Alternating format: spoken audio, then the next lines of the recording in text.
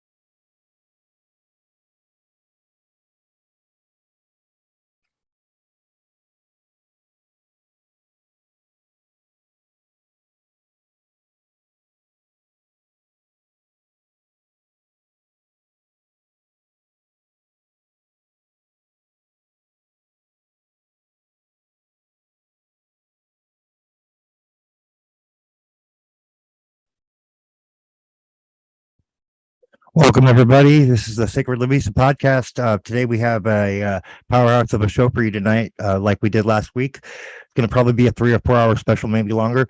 Today we have Sam Fieldman from Wolf-pac.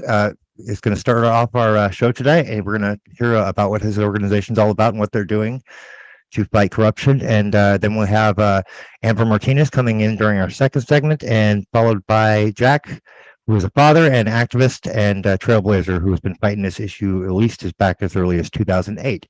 And then we also have a tribute to Bruce Nowitzki in memory of at the end of tonight's show. So let's begin. Let me play our intro sequence, and then we'll start. Share my screen.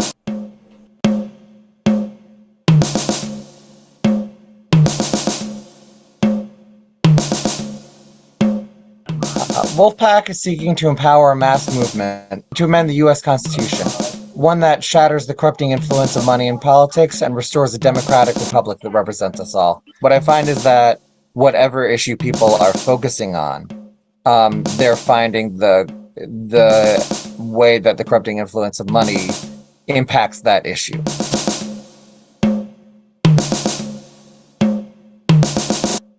To give you guys a little bit of stats, about the foster care system and what we know as the pipeline to the prison. By 17, over half of the youth in foster care have already experienced an arrest, a conviction, or an overnight stay at a correctional facility.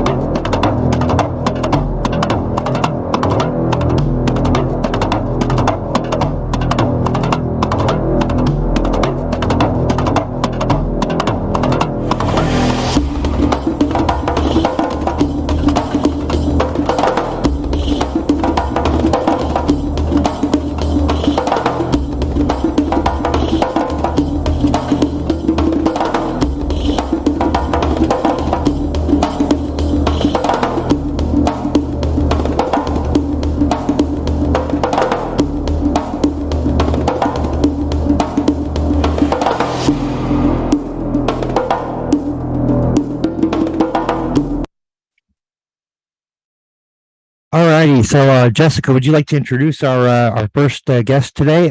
Since you know him most and know them best, you know more about this organization probably than anybody else on our team. So, go ahead and introduce them, and we'll get started. And you can tell us about your organization, Sam.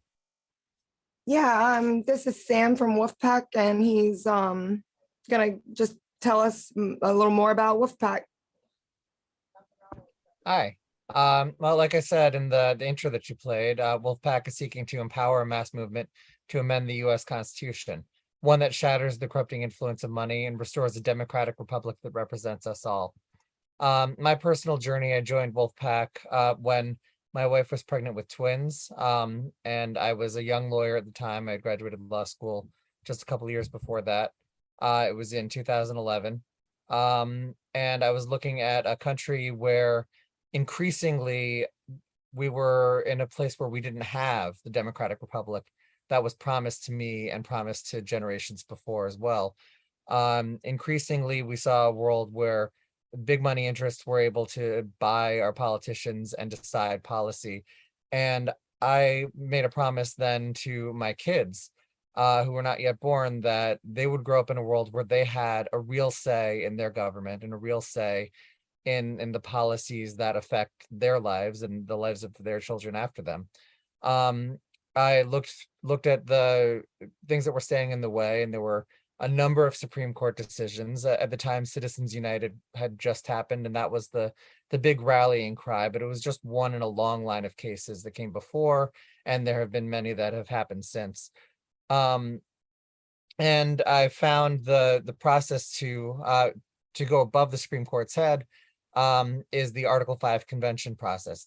Amending the U.S. Constitution in general is the only way to really go above the Supreme Court's head.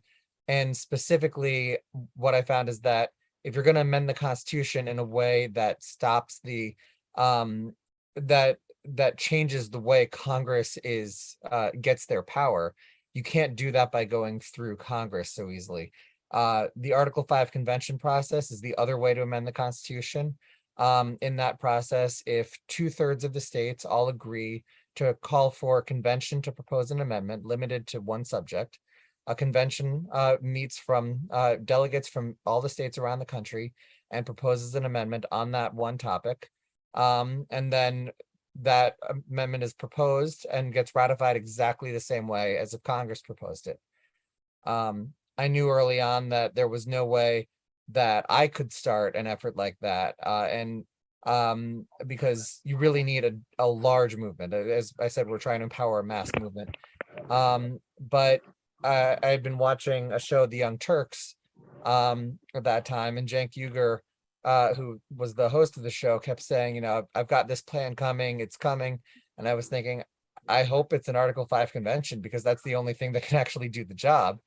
And sure enough, he announced that was the plan that he was starting, and I joined day one. And he launched Wolf-pac, and he launched it as a separate organization, specifically because Cenk has very specific, very left-wing politics, but he knew that in order for this to succeed, it has to be a movement that's separate from him, one that can have people from across the political spectrum who disagree with each other on everything else but this one topic, all coming together, which is why he's never been involved more than just the initial setting up the organization. He's a strong supporter, but no more than that. He's no longer on their board either. And he set us up, and we've been now trying to carry out that mission. Jessica joined us not too long ago, and she's been fantastic, helping us in our process of rebuilding and revitalizing the movement in recent years. And yeah, I became national counsel, the first New York State director, and now national counsel, and been with the organization ever since. My kids were born 6 weeks after it started, and they're going to be 11 coming up soon. So, we need to get this project done, because the country has not gotten better in that time. Right. I have a question. When you speak of Article 5, are you meaning of the Constitution or of the Universal Bill of Human Rights? Yeah, I appreciate that. Yeah, it's Article 5 of the U.S. Constitution. I know the Article 5 of in human rights is also a big thing. And when you Google Article 5, those are the two that come up, including the word convention. Those is used in different contexts than those two things. But in this case, we're talking about Article 5 of the U.S. Constitution, which is the process for amendments. Okay. Thank you for the clarification. That's important. Important distinction to know, I'm sure, for most people. What exactly? So I from what I gather, you're trying to fight the corruption, no matter what cause it's infiltrating, and it seems to be the common theme. Is that kind of like what your approach is kind of what I'm getting from the way you describe your organization? Absolutely. I mean, we find that corruption is not a partisan issue, and in terms of where the corruption is coming from, or in terms of the desire to fight against it, we find on both the left and the right. I mean, we've seen examples in elections, for example, when Benjamin Bratt beat Eric Cantor in a Republican primary when he was the number 2 Republican. That race was fought and won purely on these type of anti-corruption issues, and the guy who designed that campaign, John Pudner, is a strong supporter of ours on the right. And then we saw a similar dynamic on the left with Alexandria Ocasio-Cortez beating Crowley, who was at the time the number 3 Democrat, and at the same time this was the issue. And then in the general election, we saw that just recently with Senator Sweeney in New Jersey, who's the state Senate majority leader in New Jersey, and he lost to a truck driver named Ed Durr that no one had ever heard of in the general election. By Ed Durr's own admission, nobody was voting for him. They were voting against Sweeney and against the corruption that he stood for. Gotcha. I think that says a lot about where people are at when you got somebody like that running just to run against the main guy that everybody knows that they don't want. I mean, that's a huge statement right there, I think, from the people. Yeah. Unfortunately, it's not so easy. Like, you can win elections by fighting against the money, and when the money is the issue in the election, it becomes less effective. Right. Outspending the other side in the election becomes less effective. But purely from like a statement point of view, though, like obviously they were trying to make a statement, and they made their voices heard clearly. But there's still tremendous power coming from leadership on both parties. Oh yeah, that makes it really hard to run those kinds of races and win those kinds of races. It's very hard, and the media doesn't let people know about candidates who don't, for example, take in the large contributions that are then used to buy ads, which directly pay the media. And the media makes a ton of money off of political ads. And they're pretty bought into the same system as well. Yeah, no, I agree. I mean, if you look at who a lot of their sponsors are, I mean, clearly conflicts of interest. I mean, if you look up a lot of these companies. Yeah, I mean, an example I like to give is, when was the last time you saw a Boeing ad on CNN? And when was the last time you were in the market for a 747? Right. They're not paying money to advertise on CNN because they're trying to sell you something. Right. They're trying to sell the news media on their agenda, and that's why they're paying them a ton of money in those ads. Absolutely. That's people got to think about stuff like that. Like, people don't really pick up on details like that, but if you really look at just pay attention to stuff, you'll start to realize stuff like that. It's right there. It's just very subtle, but you got to know to look for it, folks. But he's absolutely right, though. Boeing isn't trying to sell us planes, are they? No. So why else could they be advertising? Like he said, you see that all the time with energy companies. They're not. Very few people buy their gasoline because of brand loyalty. I'm sure there's some, but not a whole lot of people buy BP because they just love the brand. BP buys ads because they want the energy policy that to be backed by the people right. who are. And let's not forget the lobbying that a lot of these companies do too. Absolutely. And we see a lobbying by foreign countries too, which now, with a recent decision by the FEC, they've decided is now legal. There was a recent case, and it's not necessarily countries that are unfriendly to us. There was a recent case of a Canadian company that spent millions of dollars on to defeat a ballot measure in Maine. And then there was an enormous bipartisan effort in the Maine legislature to change the laws locally within the state, because the FEC decided that that was perfectly legal under the federal laws. And it was a huge bipartisan effort, and went up to the governor. The Democratic governor then vetoed it, and the Democratic governor opposes it. His Republican opponent also opposes it, but the people of Maine very much disagree, and that's why it's going to be going onto the ballot. And it's widely expected that that's going to become the new law in Maine Okay. once that gets a vote from the. And that was specifically to put a ban on the dark money that you guys had going, an initiative, That- right? That one is specifically for foreign money and ballot measures. Okay, gotcha. Explain the significance to our viewers of that. Of how that ties into corruption we're seeing here. Sure. I mean, the case of Canada, it's people may have less of a problem with it because Canadian policy and American policy are not necessarily as much at odds as they are in some countries. But it's also it's and the company that was spending the money is not run by the government of Canada. It's a private company, which is no worse than private American companies. Just happens to be owned by a foreign in a foreign country. There are, however, plenty of foreign companies that are owned by their country's governments, some of which are fairly hostile to us. Saudi Arabia, for example, is widely suspected to be spending quite a bit of money on American elections.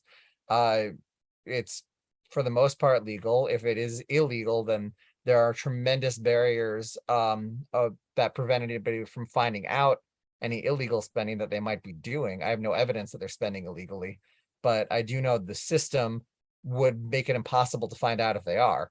And just from the legal money that they're spending on lobbying Congress, they've got significantly different interests from ours. Joe Biden recently went over and basically tried to absolve the Crown Prince of Saudi Arabia for the murder of the journalist, Khashoggi, and then. Oh wow, is that what that was about? Oh wow.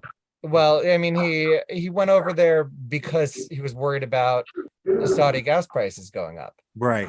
And right after he went over there, Saudi Arabia announced that they're going to cut back on gas production anyway and jack up the gas prices. So we can expect in the next few months gas prices going up.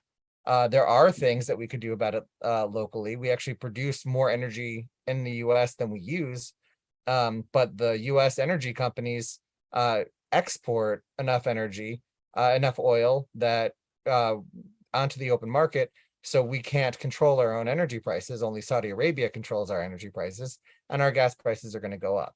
But no one can really do anything about that because the lobbying interests, both from our own energy companies as well as from foreign lobbying, make it so that nobody who has the power to regulate that kind of stuff is willing to do it.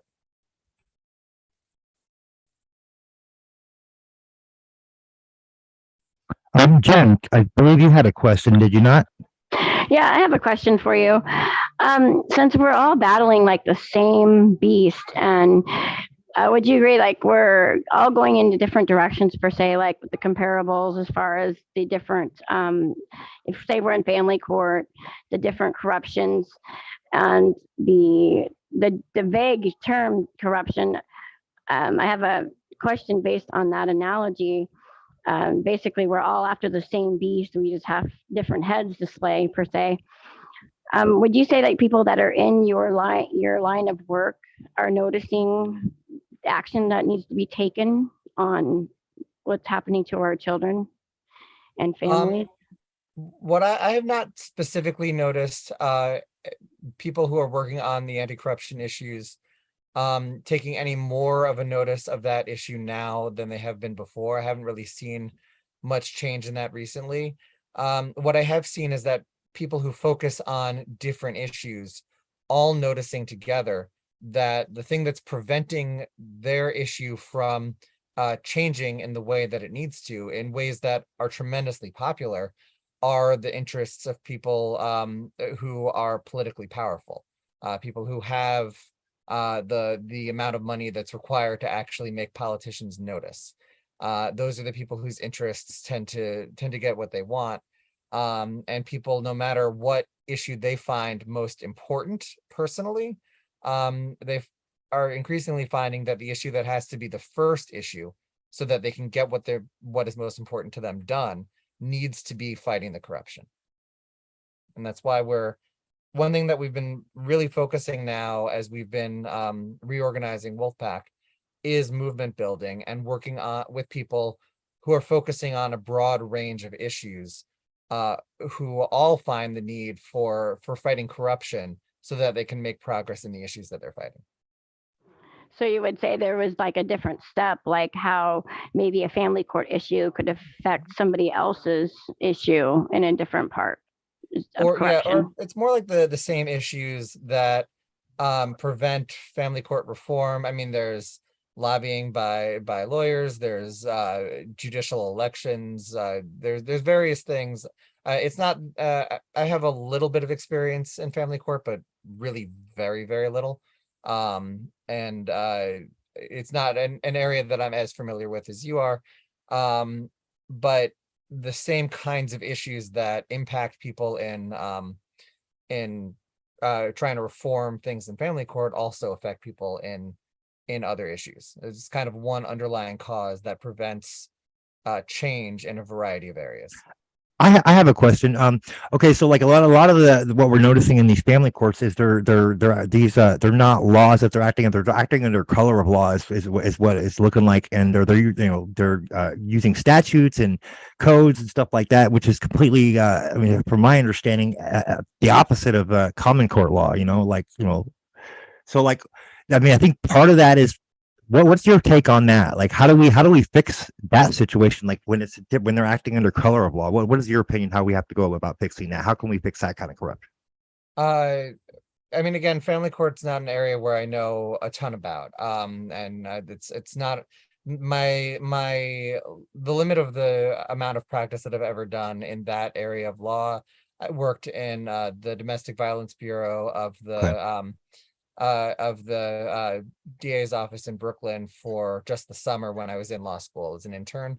And I had a little bit of interaction with family court there, but not very much. So what's your main what kind of courts are you most familiar with, basically? What your expertise is specifically in? It's in constitutional law. That's what I've studied. Gotcha. With Wolf-pac. When we need something beyond an understanding of the legal theory, we have outside counsel that we go to. We have not had the need to engage outside counsel on family court issues. That doesn't really come up much, right? Well, in the context. Yeah, but I mean, because what we're seeing is with the Title IV funding and the corruption and how that's being incentivized, and it's like, what do you do when you have all this corrupt money, like people getting paid off and people getting bought off or intimidated? I mean, how do we fix something that's become? Because it's become. I mean, I've seen it. It's pretty rampant. They're just at this point. They're like making fraudulent documents, racketeering, you name it. Yeah, well, you did the same thing that I did that brought me to Wolf-pac. Okay. And this is actually what I was working on before I joined Wolf-pac, and the reason I explained that I started looking at how to fix the problem. Mm-hmm. And the reason why I was looking at that, I was working on an idea of trying to launch a startup that would help people, whatever problem they wanted to fix, help people figure out what are the steps necessary to fix it. And those steps could be very simple. They could be very complicated. They could involve convincing one person in just the right scenario. They could involve convincing, in the case of the Article 5 convention, 3/4 of the country to ratify an amendment. But first you have to get 2/3 of it to propose the amendment. Right. So the number of people you have to convince that you're right varies widely. But the way I look at the law in general, just in terms of constitutional theory, the law is basically enforceable rules. And if you want to change what rules are enforced, then you've got to figure out what rules you think there should be, and then figure out how to get those rules in place and recognized by the powers who are able to enforce them. And that's the general approach that I look at with the law. In the case of family court, I don't know specifically what policies you would want to change there, but you would then need to look at, what are the policies that you want to be recognized, who is preventing that from being recognized, and how do you either alter the system or affect elections to alter the personnel or things like that in order Okay. to get those changes affected. And so basically who, what, where, when, why, and how. Yeah, all of those things, Okay. Well, Yeah, it's that's important to know, people. You got to figure that out first before you can make the next step towards what you got to do to take action to make change. So that's use those five talking points: who, what, when, where, why, and how. Go ahead, Jessica. I was just saying it's going to stop the trafficking. It's going to stop the trafficking. The FBI proved that I think it was over 60% of our children that have been trafficked in the United States had come from state care because they were being trafficked. Yeah, I haven't would seen the stop. statistics, but that, and again, I can't comment on anything that I haven't seen, but that number wouldn't surprise me based on what I do know about it. Oh wow, that says a lot.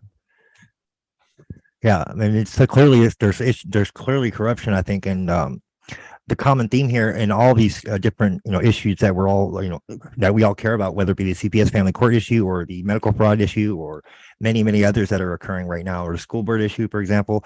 What we're noticing is all one main common theme is the corruption and money. Mm-hmm. Yeah, I mean, the case of Jeffrey Epstein obviously is one where his political connections protected him quite a bit, and on both sides of the aisle. And those the political connections of many of the people who were helping him have continued to protect many of them. That's why no one has been prosecuted about that except for Epstein and Maxwell, and none of the very powerful people who worked with them have been, even though some of their names are widely reported. Okay, so what's the next step? I know you said that before when we talked on the other day, you mentioned about how many people we have to have active, and you said something about we had to have a certain number of states, correct, on board. Yes. So my first question is, how can people become active and participate and do their part to help make this change? And then two, where do we go? How do we get the next the other states that we still need? How do we do that? Sure, great, thank you. So to get involved, wolf-pac.com/go, and PAC is spelled PAC, like Political Action Committee. So that's where to go to get involved. And whether you're getting involved by donating or by joining as a volunteer, either way, or both, either way, it is super appreciated and enormously helpful. In terms of how we're building the organization, what we've done, and Jessica has been very much involved in the planning for the rebuild that we've been doing. What we found is that when we first got started, Jenk launched it with the idea that, give me 20 good organizers in each state and we'll convince people and we'll get the resolutions that the states need to pass in order to get the convention. And that worked for a while. We got 5 states on the board fairly quick by doing that process. Then we got a big, well-funded opposition. And that was when it slowed to a crawl. And then more recently, I mentioned Sweeney in New Jersey. The first thing he did after losing his election to Ed Durr was call for, in the lame duck session of the New Jersey State Senate, the rescission of Wolf-pac's resolution there. And then yep. And then a few months after that, we saw the rescission in Illinois too. I spoke to one of the representatives in Illinois, and she told me that she was still supportive and still wanted to vote with us in Illinois. But if she did, her bill would not have gotten not have been taken up by the leadership. They were getting political strong arming. Sounds like they're getting tremendous pressure from leadership. I know some people within Wolf-pac suspected, and they're probably right, but I don't have any evidence of it, suspected that pressure might have been coming from higher up in the Democratic Party than state leadership. But I know that there was tremendous pressure coming from state leadership in the Democratic Party. Gotcha. Okay. So what we've been trying to do is look at rebuilding. The statement of purpose that I said initially, and Jessica was involved in helping to write that, I had 3 prongs. The first one was creating a mass movement. That's what we have not focused on before. We've still found that when we talk to people and they're not under tremendous pressure from people high up in either the Democratic or Republican Party, and show them the tremendous amount of legal research on this rather than op-eds, they can read it, they can do their own research, they can find that we're right. And they tend to agree with us. And the policy is super popular on both the left and the right and everywhere in between. So that they tend to agree with us. But because they're getting so much pressure from leadership, we found that people have not been able to support us in ways that they often would like to. And they're also listening more and more to op-eds rather than to, published peer-reviewed research. And that's why the first thing that we need to do in order to get the power that we need to push back against that is to build a movement. That's why we need people like yourselves and people who work on, for whom there are priorities in all different areas, people who may disagree with each other on everything else. Right. What's important is that we can come together regardless of our differences of opinion, because that's what the basis of a free and and constitutional Republican democratic society are based upon, is being able to discuss these issues or have an open debate, come to a common consensus. People, we don't have to agree on everything, but we do have to sit down and figure out solutions to our problems, and we can't do that if we don't talk to each other. Yeah. And I've been able to talk to people all across the political spectrum. I was at a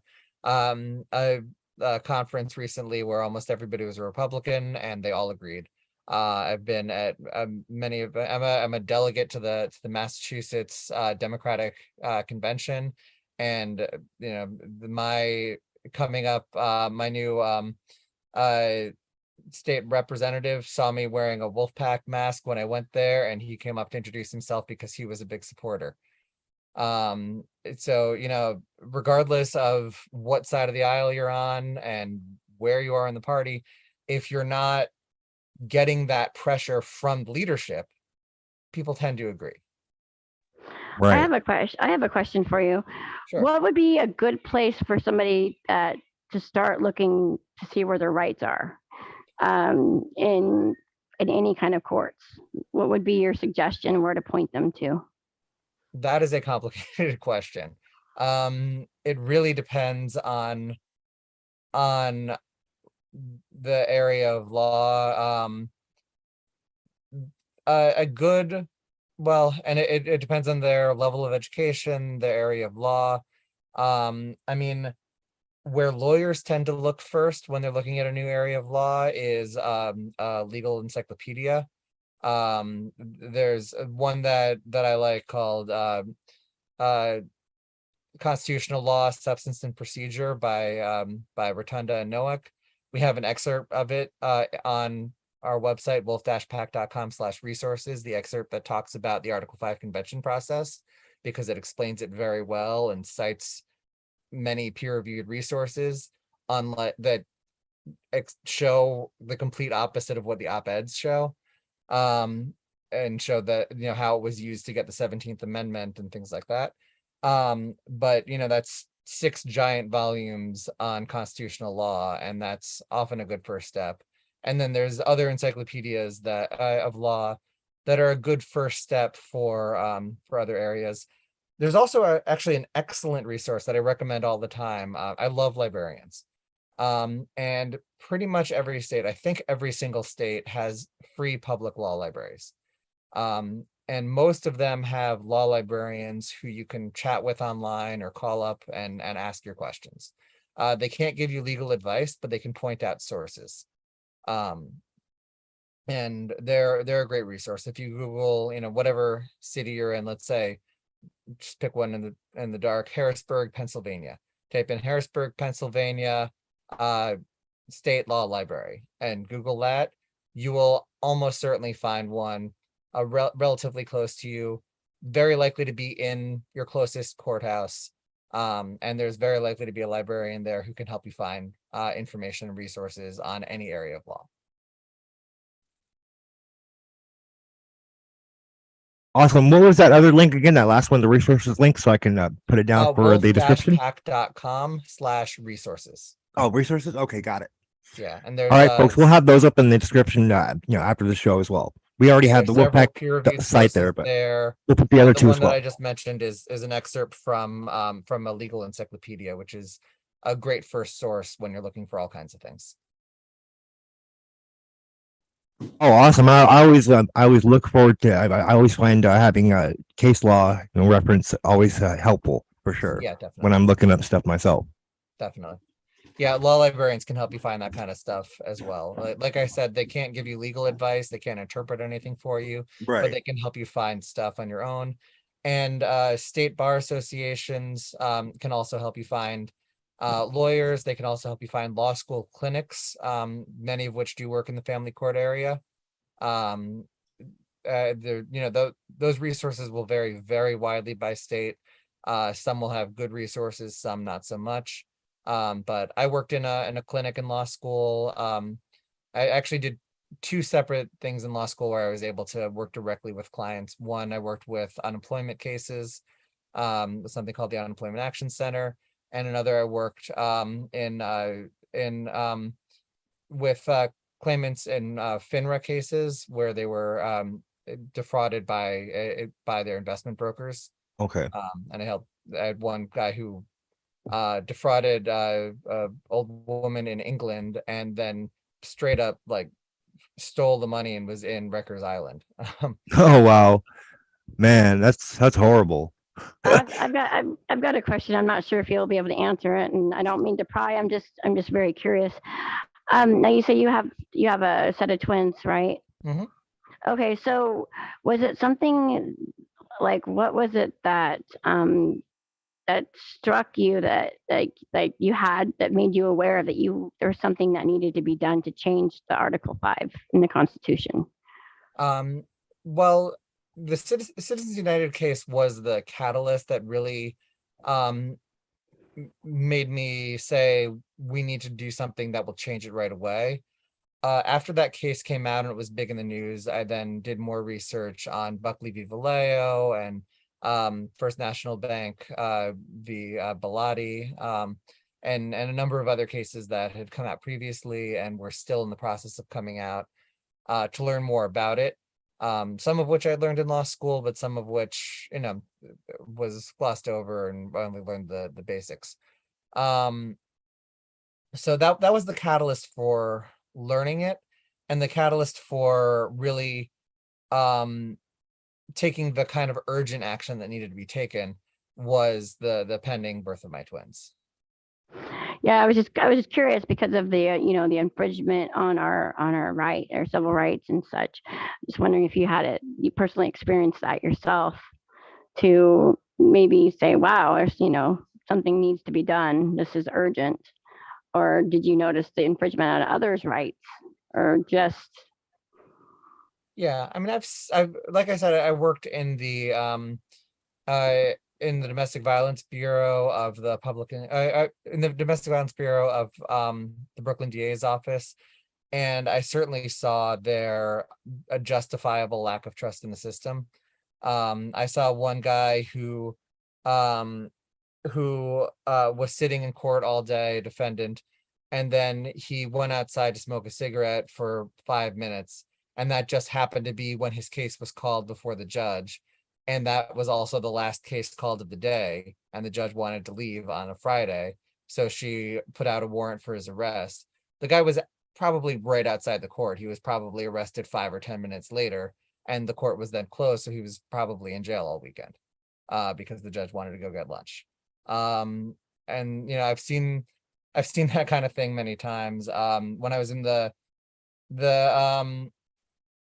Public Integrity Bureau of the Attorney General's office, which I did during my last year of law school and then for my first year after law school. I worked on one case where people had defrauded the had defrauded the retirement system and were double or triple collecting on the retirement system in a way that was illegal. And we set up several hundred indictments, and in New York County court, we were preparing to do about 20 or 30 indictments there all in one go. One of the people happened to be a court officer, and being naive, I didn't really think anything different of the court officer than other public employees who had done the same thing. And a much more senior lawyer told me that I should not be the one to indict the court officer, and that he would handle it, and that he wished he had meant that I had mentioned that there was a court officer involved sooner. And when the court officer was indicted, every officer of in the entire courthouse, which was a lot, Right. just stood there in the courthouse watching it happen, just to show, their opinions of an officer being indicted for exactly the same crime as about 20 other people had been indicted for immediately before that. Oh, wow. Wow. Jessica, I've seen that kind of thing. You wanted to say something, but I haven't Jessica? experienced it personally so much. Luckily, I know many others have. Oh, no, I'm not surprised. I've seen a lot of I've seen, I've heard some stories myself, but I've seen, levels of corruption just myself from, what I witnessed, But yeah, go ahead, Jessica. Oh yeah, I was just gonna say they can click on the links to the good resources, so he suggested, or they can volunteer for Wolf-pac like I did. And there's even more great resources where that came from, and honest, good people to work with, and really good training, and that they need to know that they can help with this. Like, just 75% of the country needs to agree, and we can at least get rid of the trafficking, Right. So I got one more question for you, Sam. What is the Bar Association? What does BAR stand for? I don't know the etymology of the word bar, but it the bar registry, the lawyers bar registry. That's what I'm talking about. Yeah, the Bar Association is the association of lawyers. They're basically the gatekeepers who control the monopoly on the practice of law. But are you familiar with what the acronym stands for? But it is true. Are you familiar with what the acronym BAR stands for, though? No, I'm not actually. Oh, wow. Okay, but when you guys want to enlighten him? Jen, Dottie. The British Accredited Registry. That makes sense.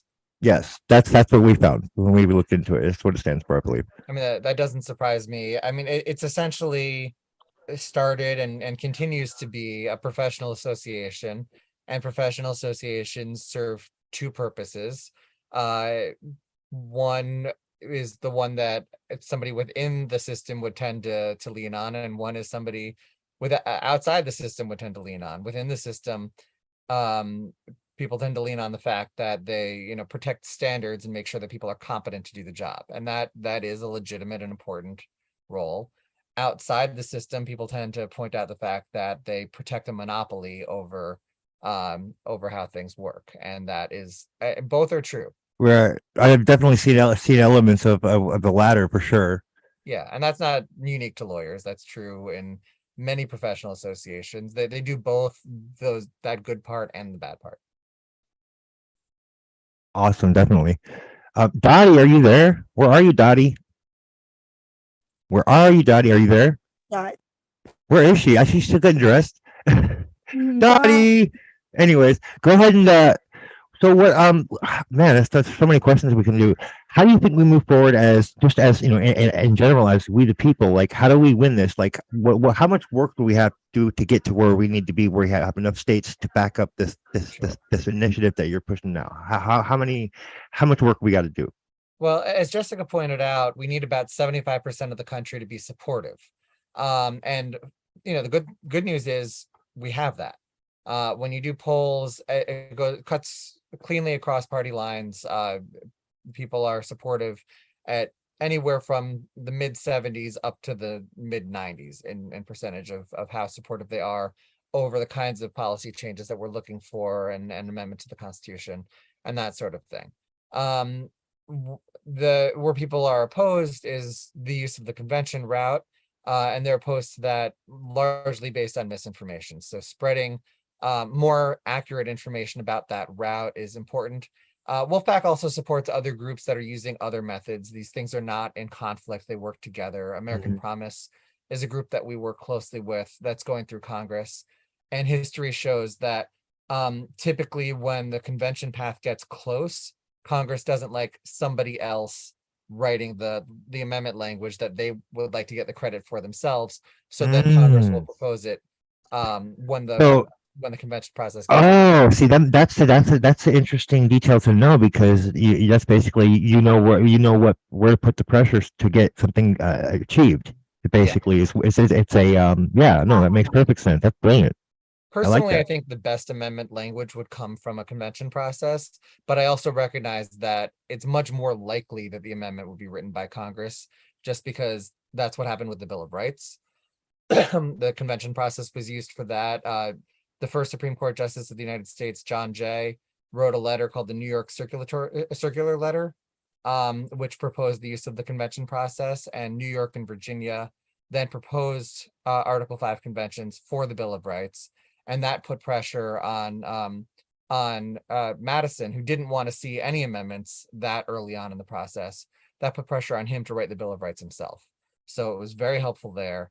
It was also enormously helpful in the 17th Amendment. That story is told very well in the resource I pointed to before, in the law encyclopedia that's available at wolf-pac.com/resources. Okay. The story of the 17th Amendment is laid out very well there, and how the convention process was one of several prongs that all worked together in order to get direct election of senators.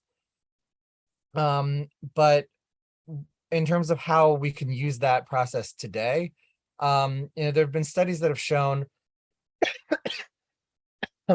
that although you may need 3/4 of the states to 3/4 of the people to support this process, change tends to happen when you get about, I think it's 3%, something like that. It's about 12 million people in the American population to be mobilized on an issue.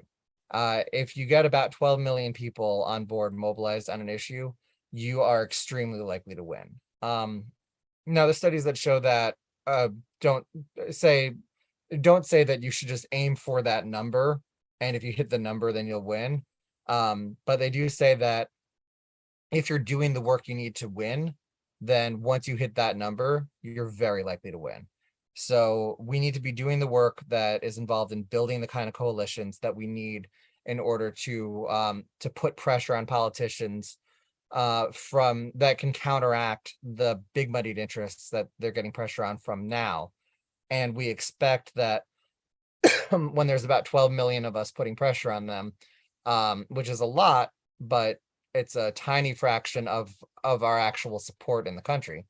That's when we expect that we will actually see something that right now seems impossible then become inevitable. The history of these things are impossible until they become inevitable.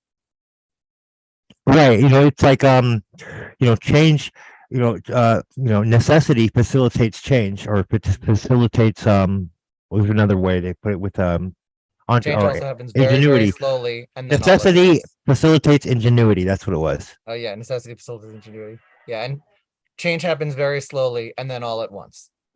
Yeah, no, it does it in patterns, or in cycles too. I think people that are crazy enough to change the world are the ones that do it. Mm-hmm. Agreed. We've seen examples of it in history. There's one that I learned about just a few months ago that I found really inspirational. The story of Pauline Sabin.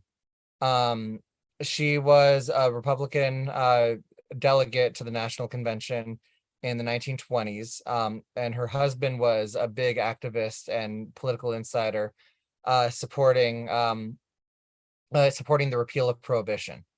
Margaret Mead's another one that Jessica mentioned in comments.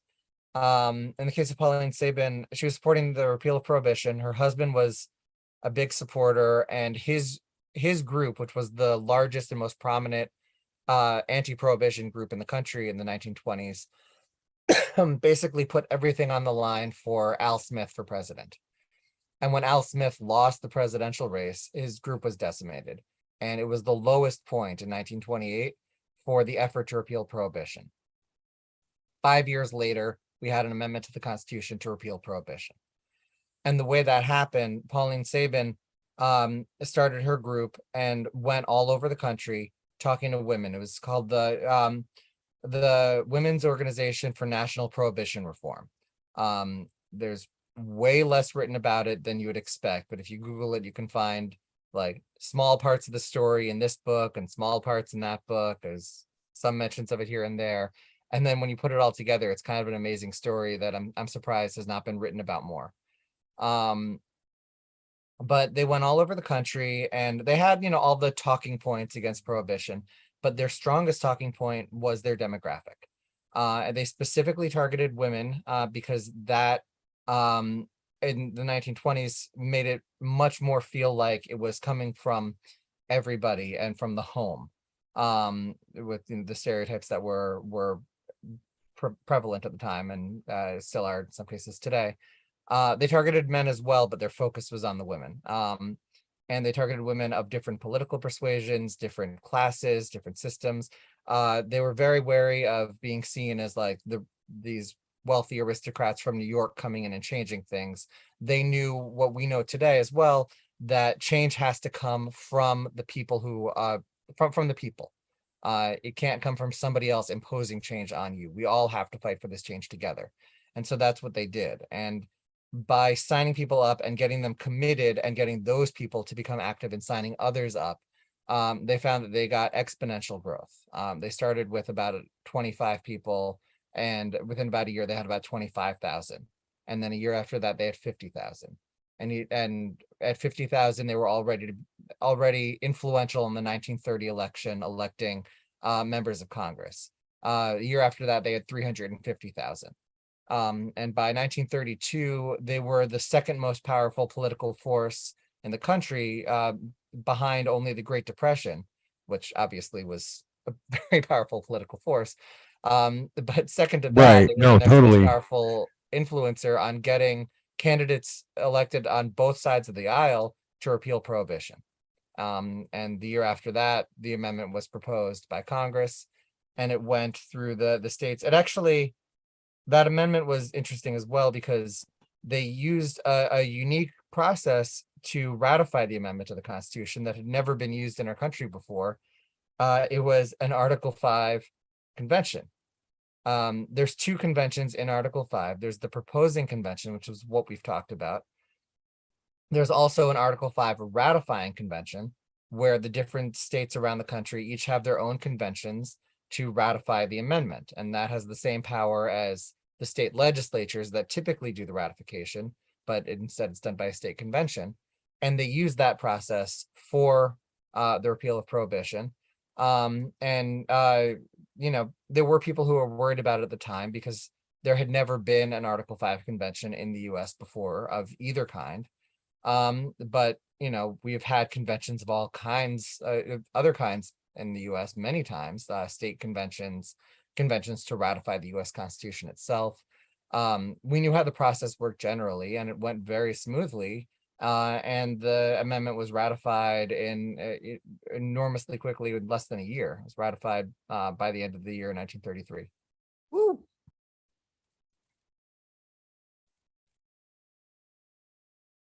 Dottie, are you there? You want to ask him some questions? I'm still kind of catching up. Well, basically, Jen, Jessica, give her the rundown. Basically what he talked about.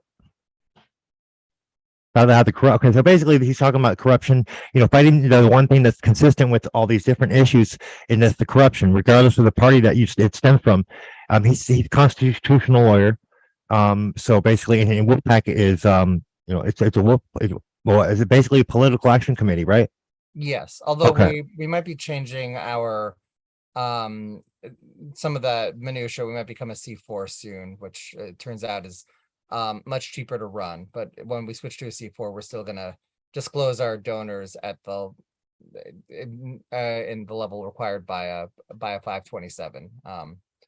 So we're not gonna become a dark money group even if we're C4. So Okay, go ahead, Angie. I was just gonna say, so exactly what do you guys do? Sure. Well, right now we're in the process of rebuilding that exact idea. And the plan that we are adopting now is to allow our local teams. This plan should be finalized. Actually, tomorrow is when we expect it to be finalized. But the plan is to allow our local teams to work on any area as long as it's consistent with as long as it doesn't hurt the movement, doesn't hurt the amendment prospects, and doesn't hurt the policy goals of fighting corruption, which means local teams could get involved in a wide variety of areas, and that would help build the movement overall as they work on issues like what your group is working on, like many other groups that work on various other areas.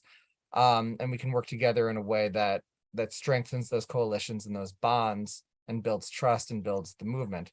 So you're talking about you basically unity at the Yeah, end of the day. exactly. Okay. And it's okay if different groups within Wolf-pac are working on things that don't necessarily even agree with each other, as long as they all agree with the fundamental principle that we need to fight the corrupting influence of money in politics. Okay. And that we ultimately need to come together for to get the amendment proposed and ratified. Okay, you know, I mean that's something I can get behind. You know, unity, and you know, regardless of our beliefs and our differences of opinion, we can all agree that it's, you know, the corruption of money and you know, political influence, you know, that's going on, is, you know, which is obviously it's bad to the point where we're seeing it and having to come together right now. So obviously it's bad enough, you know. But the fact that we could unify and put a stop to it is what's important, people. Our real strength has always Yeah. been our volunteers and the training that we give to our volunteers to help them at the State House in terms of how the political process works, how to have testify effectively, how to target politicians to get your policies through. That's where our strengths have always lied. Our volunteers are absolutely the best asset that we have, bar none, by far. And other groups that have worked with us, that's generally where You they've know, been the most I'd have to impactful say the for same volunteers. about my group too. You know, like, you know, we're all volunteer. You know, we're a team of advocates, and you know, and, you know, parents that have been you know, been victimized by the system, and but we all work together, and we all, you know, as a cohesive unit to try and help each other and others, you know, and try and, you know, get the message out. And so I have to say, you know, our team of volunteers is by far our best asset as well. Yeah, within Wolf-pac, there's one employee and a handful of contractors, none of whom are well paid at all. We get criticism sometimes by people who say that you spend all your money on personnel, and it's like, yeah, and still you can see how much money we're spending on personnel, and Right. it's very low, but that is all our money. Because we don't have that much money. Right. Our bread and butter is our volunteers. In the leadership of Wolf-pac is almost entirely volunteer. Go ahead, Daddy. Ask what you're gonna. I think I'm the I was only gonna- board member in Wolf-pac who is paid. I was just gonna ask if everybody they else were is all not. lawyers like yourself. No, I'm the only one who's a lawyer as well. Okay. No, and it's you know, all the resources that are there for training, they really do help with when you're fighting CPS and stuff too. I mean, I've learned a lot that's helped me to learn that, like the rule of three, for one. You know, there's like a little rule of three when you're trying to contact senators and stuff, to where they don't usually respond unless you contact them 3 times. That was key for us, right? Yeah, I was like, whoa. So, I mean, it really has been amazing learning experience to be part of Wolf-pac too. Yeah, this stuff is pretty widely generally applicable, and we've seen a lot of our volunteers go on to other areas, both paid and unpaid, where they've been able to apply those lessons. We've seen a number of our volunteers running for office as well, and Congress, the U.S. Senate in one case. We had one of our executive directors, Allison Hartson, ran for senator in California against Dianne Feinstein. She discovered the amount of money that you need to make a splash in California was something that she couldn't compete with, but she did give it a try. Wow. Yeah, we had one of our advocates that you ran for governor recently. Dottie, I know you had a couple more questions, didn't you? I was wanting to know, like, how could we fight the corruption that's going on in like family court right now with like all the child trafficking that they're doing and like CPS, all the trafficking they're doing with children? What can we do as parents to like start combating that, like, you know, putting an end to that? Yeah, again, it's not an issue that I have studied enough to really give specific political advice. All I can do is give you general advice. And the general advice is, work on the policy that will create the change that you want. And then figure out who it is that needs to put that policy into place so that it's both agreed upon and enforced. And whether that's, judges who need to be appointed or elected differently, or politicians who need to pass new regulations, or, the court rules come down from the Supreme Court of the various states, who then pass rules that have to be followed by the state courts. And there's also, bar associations have disciplinary systems. And you can also work with lawyers within the bar association to talk about making sure that those rules are enforced properly through the bar association. There's many different avenues depending on what policy is needed in order to get the change that you feel is needed. And then you got to figure out who it is that needs to be convinced to do it. Yes. And in this case, it's not an area that I'm super familiar with, so I don't know specifically what you're referring to. I've heard some from Jessica, but I don't know specifically what you're referring to, and I haven't seen the sources myself, so I can't comment on that. And I don't know what policies need to change or who needs to be convinced, but those are the kind of general principles that we've relied on at Wolf-pac, and those are the general principles that I followed that led me to joining Wolf-pac in the first place. Dottie, remember how me and my buddy, remember I was telling you, but not too long ago, I had to take my buddy James to the bar association, Nevada State Bar Association. You remember that? It was because the lawyer that he had representing him and his son for the school, for the school board issue, he was going because his son got assaulted and they tried to cover it up. But basically, he went to the bar association to do exactly what Sam was saying about, making sure that they're following what they're supposed to do, as far as not breaking the law and actually adhering to the Constitution. And you also have to know how to approach these kinds of organizations in a way that's right. Which is not always not easy. We look at these things as we've done training recently, and that we've been adopting within Wolf-pac pretty heavily, that started in the labor movement, but it's applicable much more widely than that.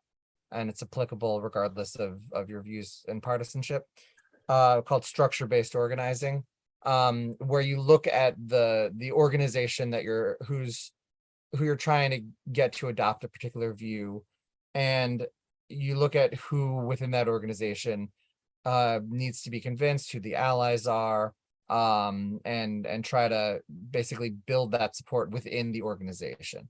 And you need to understand the culture within that organization and understand the people and their relations within each other.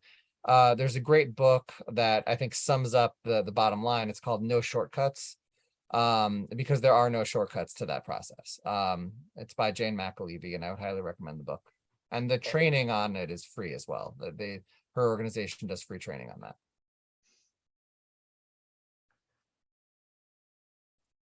Thank you. Go ahead. Did you get that, Dottie? Yeah, I wrote it down. Thank you. All right, cool.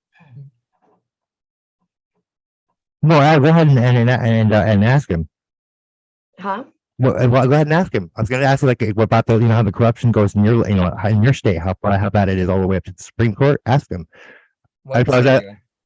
I was gonna, I said it to you in the chat. Maybe you didn't get it. I was going to ask him, so when the corruption stems all the way to the Supreme Court, from the Supreme Court all the way down to the local level, from the state Supreme to the local, because with just with what's going on in Missouri, just from Dottie's case alone, like what we've seen with the evidence that I've seen alone from that, it's pretty evident. It's all the way. It's a problem from the top to the bottom. So how would we go about fixing something that big at that level, basically? Yeah, I mean, the next step up, I guess is what I'm the asking. problem there is basically the same problem that we're experiencing in Wolf-pac. It's the corrupting influence of money in politics. Judges are ultimately political actors, whether they're appointed or elected.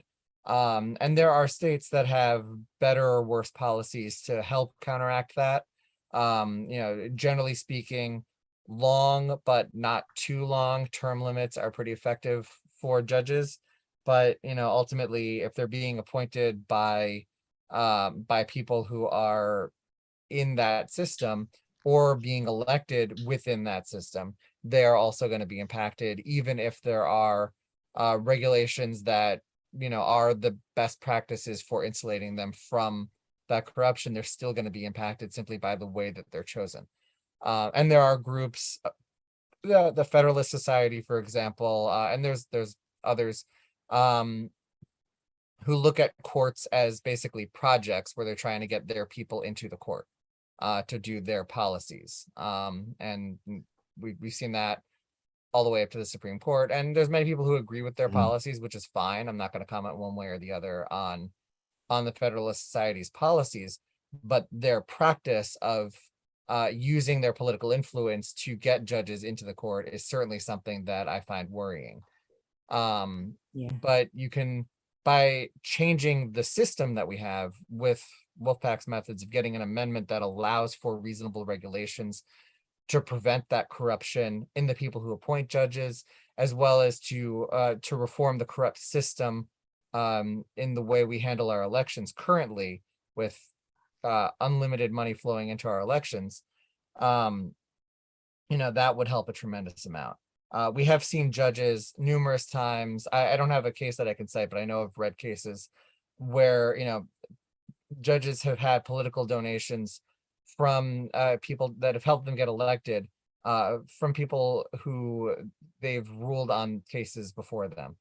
I think one of the more well-known cases of corruption in the legal system happened recently with the Chevron case, with the lawyer who was I can't remember the name of the lawyer who helped win a legal lawsuit against Chevron for billions of dollars, and then Chevron got some trumped up charges, and the prosecutor for contempt of court, the prosecutors wouldn't prosecute, and they got the judge to appoint Chevron's lawyer as a private prosecutor and held him in contempt of court in house arrest for a year, which has never been a penalty that has been imposed for the kind of contempt of court that he was accused of, nor was there any real strong evidence that he actually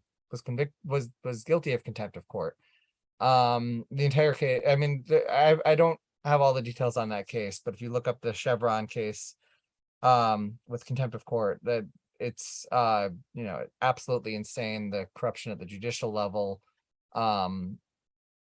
it was really stark there, and the only real way to prevent that kind of thing is to make sure that judges, like anybody else who's being elected, is not reliant on the big moneyed interests, so that the best judges can be elected rather than the judges who are willing to take the legalized bribes so they get their name recognition out there.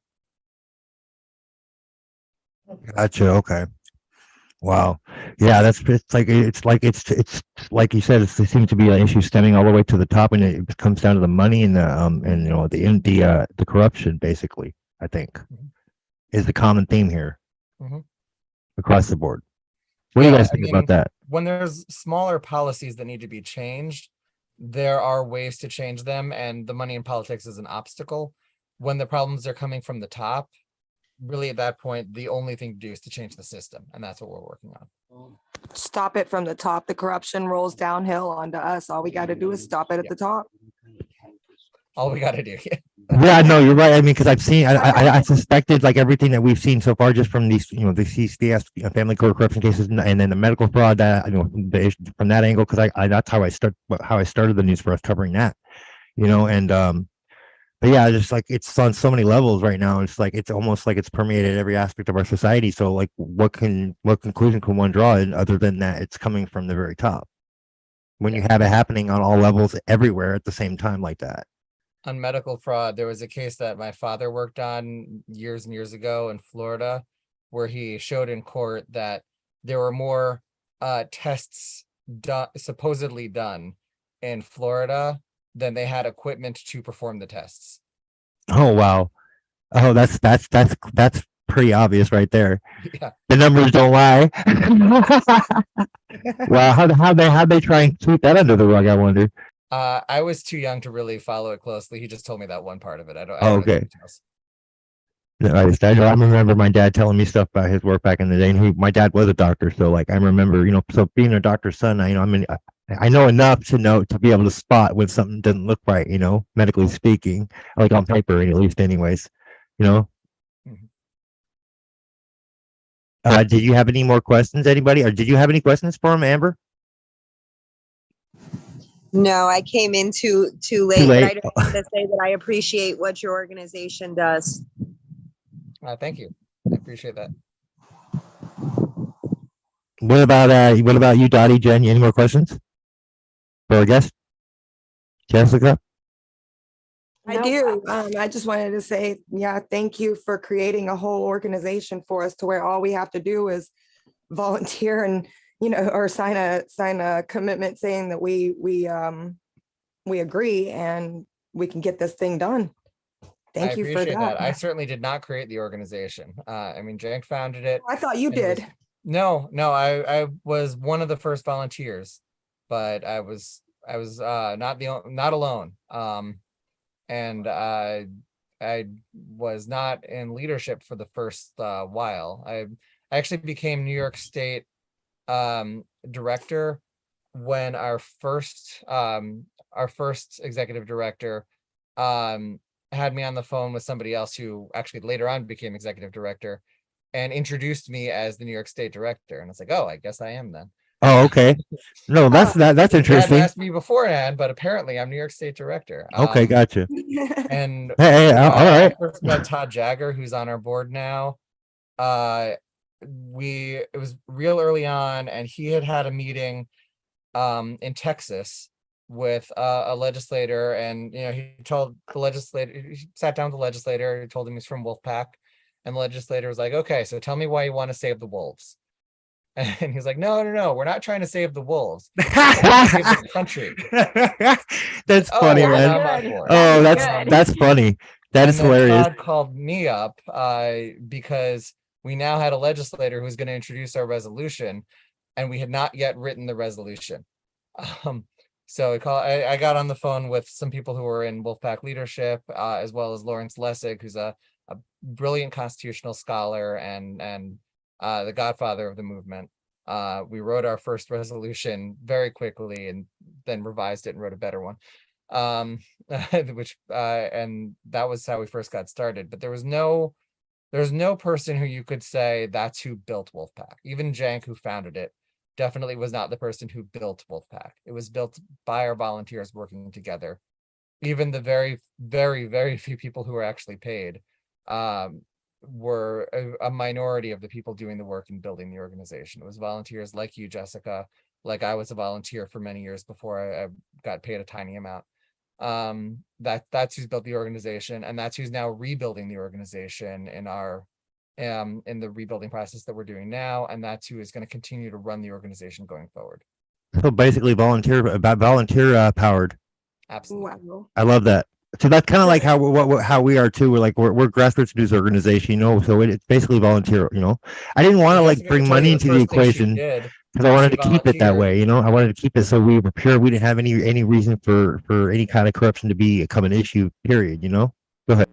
Jessica can tell you that the first thing she did when she volunteered was join a committee that was, deciding what our new statement of purpose for the entire nation was going to be. We're very serious love it. about empowering our volunteers from the moment they enter the organization, all the way through. And that's, if you volunteer with Wolf-pac, you are Wolf-pac.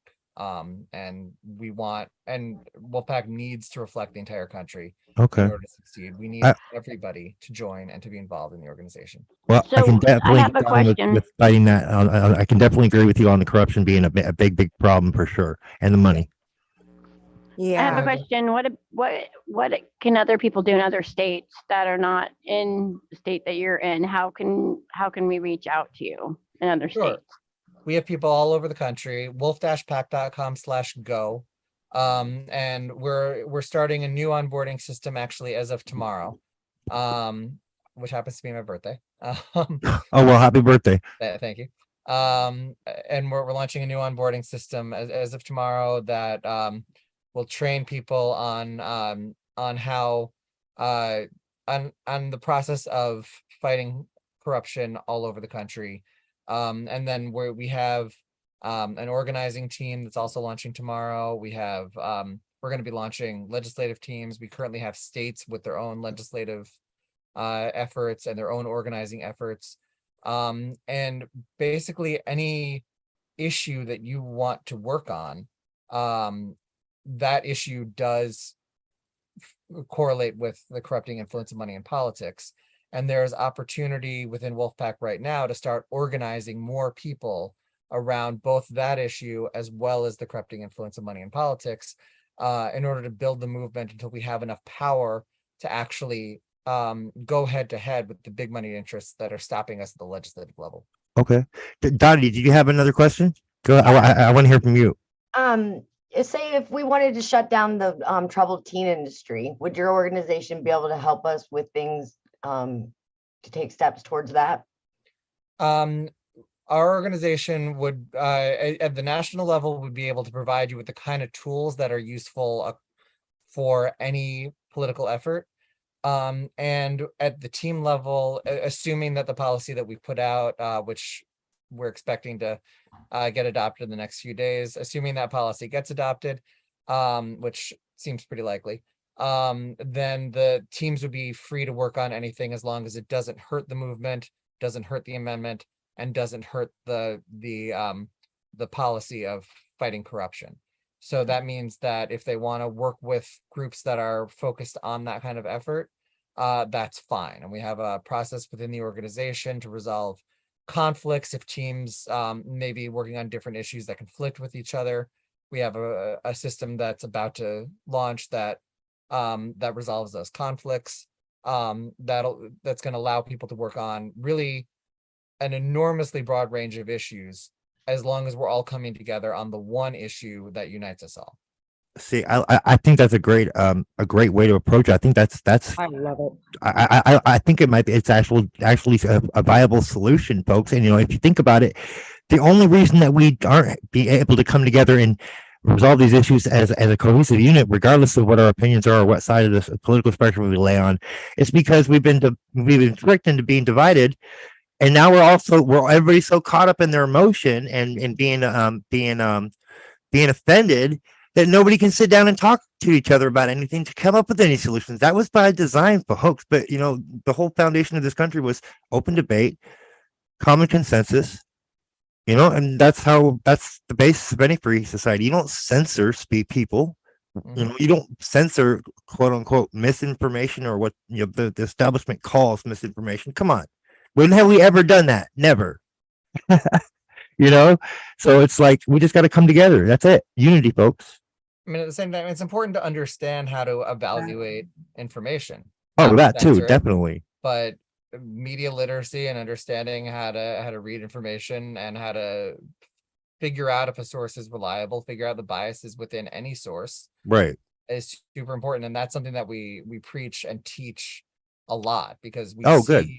we see misinformation a lot within the Article 5 convention process. There since the early 80s. You basically teach people how to use discernment as well. Then that's kind of what we're trying to do here. What? How to use discernment and critical thinking again.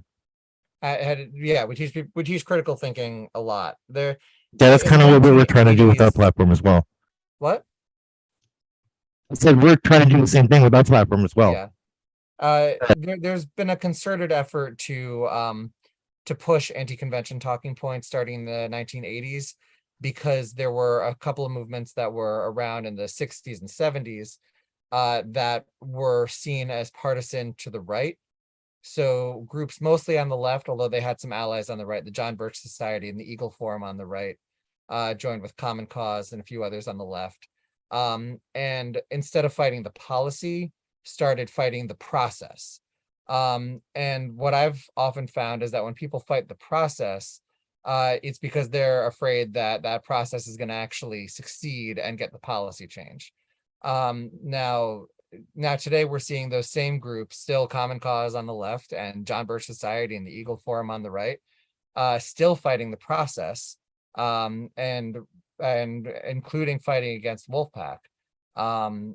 And they're relying on op-eds from people who are very smart, people who are constitutional scholars, but who study other areas of the Constitution. We've seen people who are constitutional scholars. There's one who is a world-renowned expert on the right to lie. It's a perfectly fine area to be an expert in, but it's not an expert in the Article 5 Convention, and she wrote an op-ed. There was a lawyer who was an expert on state-federal relations on constitutional law, and he was kind enough to share his process with me for how he wrote his op-ed. And it's not a big conspiracy theory. He had nothing to do with Common Cause at the time that he wrote it, as far as I could tell. He sent an email to his law librarian and said, I've been thinking about this area. I heard some things about it in the news, and I don't know if anybody's done any research on it. He had no idea that there was an enormous body of research on it. It wasn't the area that he studied. The law librarian sent him a couple of sources. They weren't great sources. They were the kind of sources the law librarian might send you. She was not an expert on that. And he wrote an article that was filled with the same misinformation that he had read from sources that seemed trustworthy. And that's why it's so important to rely on peer-reviewed research, because if the same thing that he wrote as an op-ed had been subjected to the peer review process, none of that misinformation would have flown. That would have been flagged by that process, and he would have gotten letters back that said, this stuff is not true. You completely ignored these sources, and this quote from Antonin Scalia is not at all what he said. It's like 8 words out of a huge paragraph that says the opposite of what you claim he said. And here's his giant statement about how great the Article 5 Convention process is from earlier. That all would have been caught in peer review, but in an op-ed, it isn't. And so we've seen all this misinformation come out in sources that seem trustworthy: the Washington Post, the New York Times, the Boston Globe, all these kinds of places, and people believe it. But it's a complete divorce from the actual research. So I have a question. Basically, what does op-ed stand for folks that don't know? Opinion and editorial. Okay, that's important for people to understand, because an op-ed is referring to an opinion piece, folks. Yes, but people treat it like it's research, which now, is not. I've seen in recent years, even some peer-reviewed journals contradict themselves in certain papers, and I'm like, sure. And I've seen that happen too. So, sure. It can be hard to read the peer-reviewed journals as well. I mean, it happens to be the case in this area of law that every single peer-reviewed source agrees with the statement that there's no way a new limited Article 5 convention call could possibly lead to an amendment on any other issue. There are many questions where there is wide disagreement. Right. That one happens to be one where there's not. There are 2 different theories of Article 5. One which is a small minority, but a theory that is legitimate, says that all the different convention calls count together, and therefore new convention calls are irrelevant, which is why a new convention call can't lead to anything, because a new convention call is completely irrelevant on that view. The much more widely held view, that is, I think, much better backed up by reasoning and logic and the sources of law, and it is also much more widely held, is that a convention can be limited to the subject on which it is called, and therefore a new limited convention call can only lead to an amendment on that limited issue. But there are many issues for which there is wide disagreement. There's also areas where there's also things that are sometimes published in law journals, and this is really hard to read. You really need to understand the context behind what's written there. Not everything that's published in a law journal is peer-reviewed research. There are several sources that I've seen where, like, for certain prominent figures in the law, they will publish other things. We've seen political testimony from, it actually was a letter to Congress from Lawrence Tribe that was published in a law journal. That is not the same thing. And we've seen from Justice Goldberg, who was part of the group that was fighting against the convention in the 80s. He listed his byline as the name of that group, Citizens to Protect the Constitution, in an op-ed he wrote, because he was part of that political effort. And he published in the Hastings Law Journal regularly. Just a couple of weeks ago, I was at the Library of Congress doing some research, because his archives have only been available since 2020, and because of COVID, I wasn't able to get down there sooner. And I looked through his archives, and I found a letter that he wrote to Alan Dershowitz, in which he basically said, I don't have it in front of me, so I can't quote it exactly, but he basically said, I don't do peer review. So, that's why he was able to, because he was a professor there, he was a Supreme Court justice. That's why he was able to write something that was counter to what all of the actual peer-reviewed research said. Okay. Other Supreme Court justices like Scalia, like John Jay, who've done the research thoroughly, they come to a different conclusion. Wow, that was you got a lot of knowledge there. That's like, I'm kind of impressed. I mean, I love how it's all volunteer, and I love the concept of what you're talking about, fighting against the corruption and coming to a common consensus on, that at least we can all agree that corruption is a problem.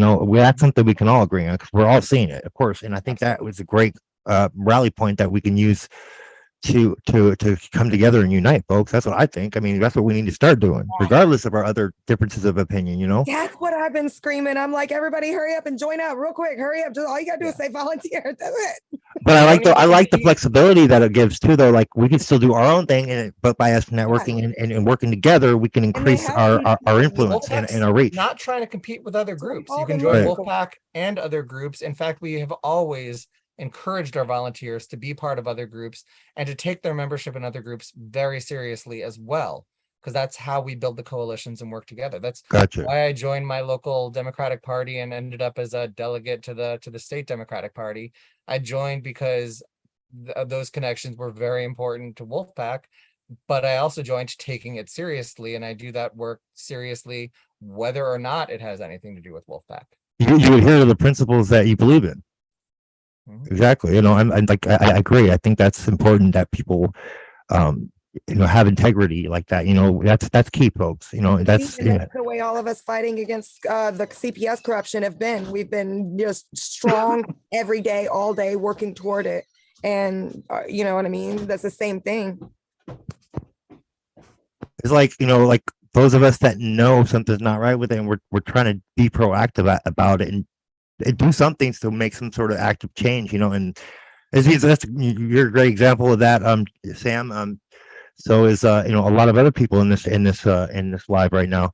The work I'm doing, I'm not to to blow my own horn, but I mean, a lot of us are doing the actual work to make change, and I'm really proud of. I couldn't imagine doing anything other than this. Like I can't. I'm not one of those people that can just sit by and not do anything. I have to be doing something to make a difference or to change something. I can't just sit by and do nothing. Yeah, the first question we ask to new volunteers is, what pissed you off? Because everybody comes to Wolf-pac because something pissed them off. Oh yeah. There's you want to hear the first 10? I mean, there's so many. I mean, we might be here for hours.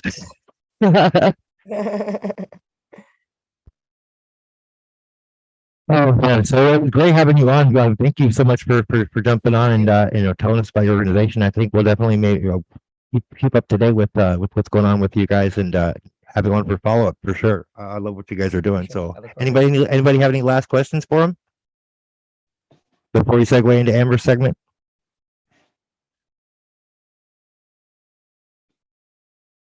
So I have a Thank you very comment. much. Go ahead, Jen. Thank you for joining us in the forces to stop this corruption and giving us a direction of where we need to go and what we can do. Thank you for having me. I really appreciate it. No, we really appreciate like you just because like you're teaching a lot of the same principles that we teach. We're trying to bring back critical thinking, problem solving, rational thought, that kind of stuff. Teach people how to have those tools again or those skills. Because that's critical for the basis of what we need to be able to unite and come together and put a stop to this. I think it's a great working model. I think it's brilliant. Awesome. Thank you so much for jumping on and talking to us about our viewers, especially about what you do and what you're fighting for. We appreciate everything that you do, and I know that you probably appreciate everything that we're trying to do from our angle as well. And thank you again to Jessica for connecting us. Yes, definitely. Thank you, Jessica. This was a great, powerful interview too. Thank you. Yeah, thank y'all. I'm glad everybody came. Thank you, Jessica. So, with that being said, we have Amber. Is it pronounced Quezada-Martinez? Amber? Unmute yourself, Amber. It's Amber Quezada-Martinez. Quesada? Okay, got it. So, why don't you go ahead and kind of introduce our viewers to your story? I know we had you on Tuesday with Campaign for America episode 2. So, kind of get into your story. Start at the beginning, how this all started, and what started, what led to it, and then go from there, and then kind of segue into telling us what you're doing to fight it. Yeah, absolutely. So thanks for having me on. I just want to say that first and foremost, this is and just an amazing opportunity to be able to share this with your viewers. So my story starts out when I was young. I was 12 years old. I was taken into the Michigan foster care system where I'd only be held there for 3 weeks. My parents tried to kill me by overdosing me on Tylenol. They had me at their sister's house. So that would be my aunt, who was also only 16 or 17 with a child at that time. And we were all drinking. And I got a headache and I had asked my aunt how much Tylenols I should take. Where she proceeded to tell me that I should take 12, in which I did, and I overdosed on 12 Tylenols and alcohol. The next morning, my stepmother, when there's white foam hanging out of my mouth, would then take me to Port Huron General Hospital, where they had kept me a week, pumped my stomach with charcoal, and essentially saved my life.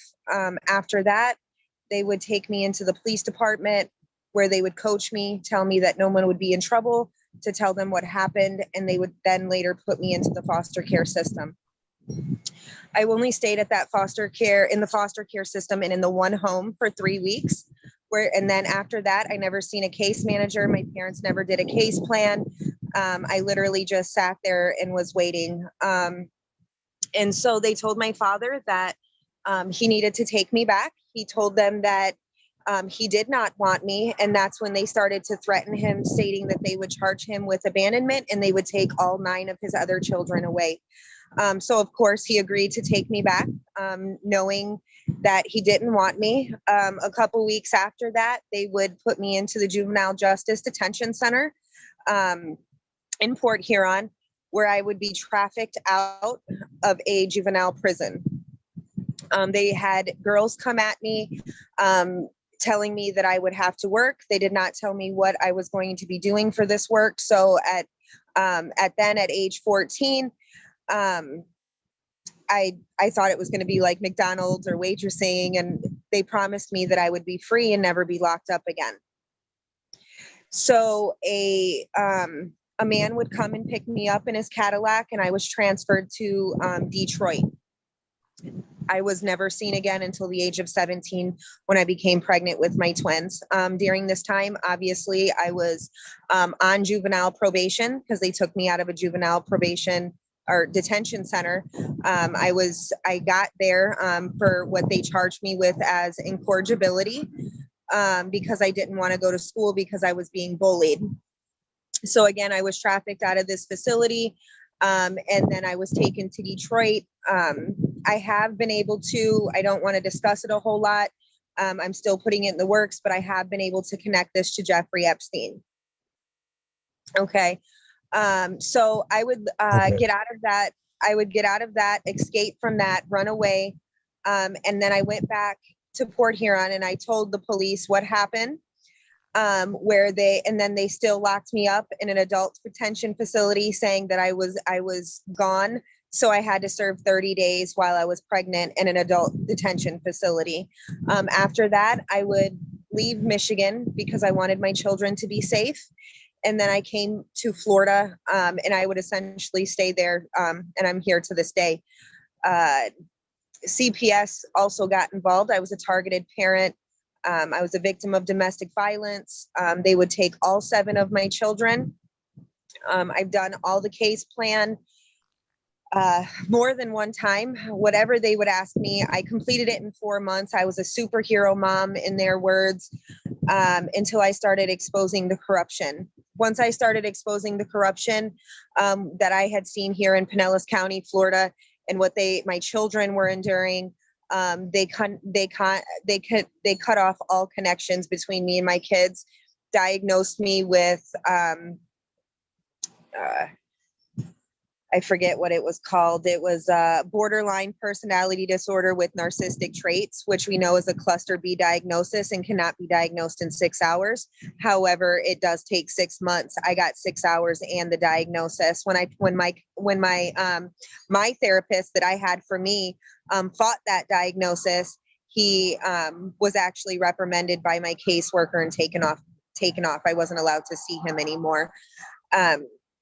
Since then, I have been terminated, but I do stay in contact with my children, where I've been able to see the abuse that they've endured. Even though they didn't want us to be in contact, they couldn't stop the children from getting on social media, finding me, running away to be with me.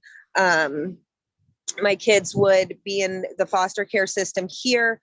The foster mom would hand my special needs autistic son a device with her homemade pornography on it, where he's seen absolutely everything. He told me exactly what he's seen. I went to the police immediately to file a report, where they laughed at me and threw it under the rug. And then the placement team licensing board who licensed these foster homes slapped that foster home on the hand and said, don't let it happen again. Now, currently with that Pacific child, they placed him in an ADA group home where the staff members are, giving him vapes, cigarettes, allowing him to sell drugs out of the group home, which doesn't only endanger my special needs son, but it endangers every child in that group home. There was things like my son had gotten beat up by the bus driver in Hillsborough County. So, any parent, any regular person would be like, okay, we need to go to the news on this and we need to get justice for this child. Unfortunately, they threw my son under a Baker Act and swept that under the rug. So I went to the news and I decided I was going to get my child justice. And I did. I got a lot of attention for that. I had the Disability Caucus here in Florida supporting me, that actually went and spoke to the Hillsborough County School Board on my behalf. And that's when they threatened the foster home. She's a non-relative caregiver, was my best friend for 10 years. We were bus stop moms. threatened her that if she'd ever talk to me again, that she would be in jail for 1 year. She would get her own biological children taken away, and she would not be able to adopt my children. So there's just been all kinds of corruption, all the way down to when I was a child, and corruption that my children are still dealing with. They've cried to come home. They've dangled me in front of my kids' face and said, oh, well, you're going to go home with mom. But as soon as I didn't comply with not exposing what they were doing, then I became mentally ill and unfit. Although I still tell you that when my children run away or anything like that, I'm the one that's called. I have all of these messages to prove it. The case manager will call and say, well, please talk to your son. You're the only one that he listens to. He ran away at 1 a.m. in the streets of Tampa. Could you please go find him? I would find him, bring him back to my house, and have to wait hours for anybody to pick him up.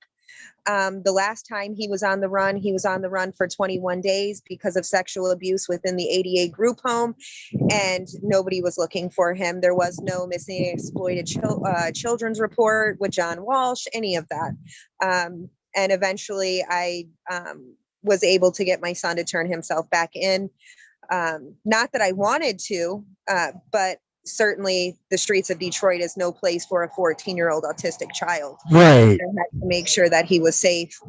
And so it's just been, so what I've kind of taken out of that, after I started exposing by myself, I started working with several great nonprofits, and it's just been building up from there. I'm now an investigative journalist, and we're here trying to make justice for these children, and not just for the children, but for the family dynamic as a whole.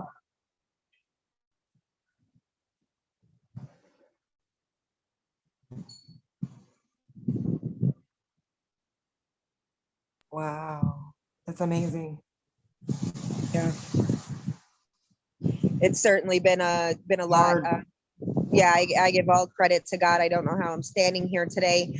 Certainly, any parent that would go through this is your worst nightmare.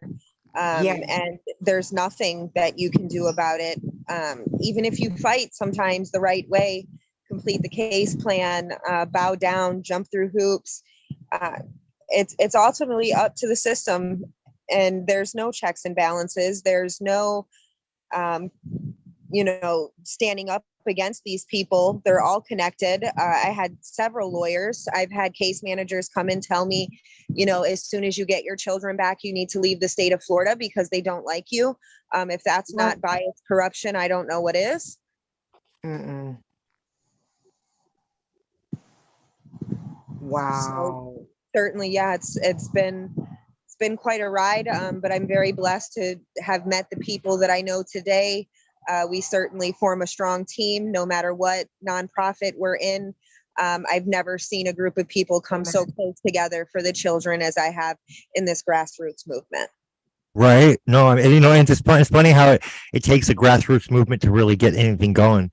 Because when you have any kind of money involved, there's always a room for temptation or greed to come into play. And I think by keeping things grassroots, you eliminate that possibility basically when you keep it volunteer and grassroots. Yeah, all essentially. I've done this for probably about 4 years now. I've never gotten paid anything. It's the best job I've ever had in my life. I don't see myself doing anything else. Even if they gave my kids back right now to shut me up, I would still be talking to the other children. Have you heard of there's a couple grassroots movements like back in 2012 and that I helped do some work for back in the day. The People Against the NDAA.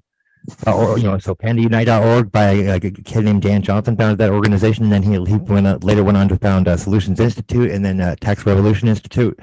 But he started those grassroots organizations back during 2012ish. Actually, I did a lot of work for them pro bono. I put together their map system for the Solutions Institute for a minute there. So it was my some of my early work in the grassroots movement in general. Yeah, it's definitely a powerful organization. Yeah, no, it showed me when I did that work, it really showed. That's what inspired me now to create the organization, newsforus.world. That's kind of where that inspiration came from, was from the work I did back then. So, I have Dan Johnson to thank for that. So thank you, buddy. He's a dad now, but with a newborn and a wife. So, he's preoccupied with domestic life, but just wanted to give a shout out to him in case he's watching one of these days. Absolutely.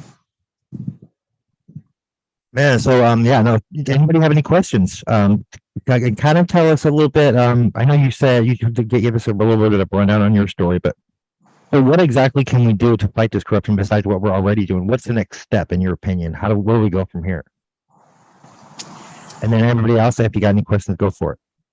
In my opinion, I always tell parents that, if you're in the middle of a case plan, you must do that case plan. It's a contract with the government.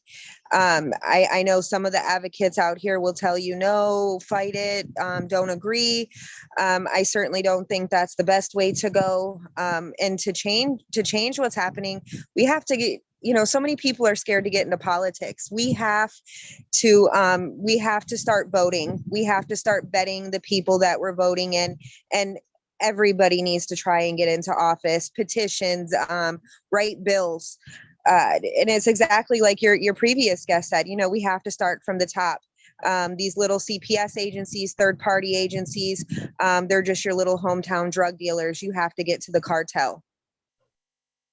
Yeah, no, it's definitely, that's a big player in this for sure. I mean that much is obvious. Jen was talking about this one guy that not too long ago he was showing me some of his work, and he's a volunteer in militia over at the border, saving kids that are without parents or without supervision over there. So like they're trying to stop them from becoming trafficked before they get to the coyotes.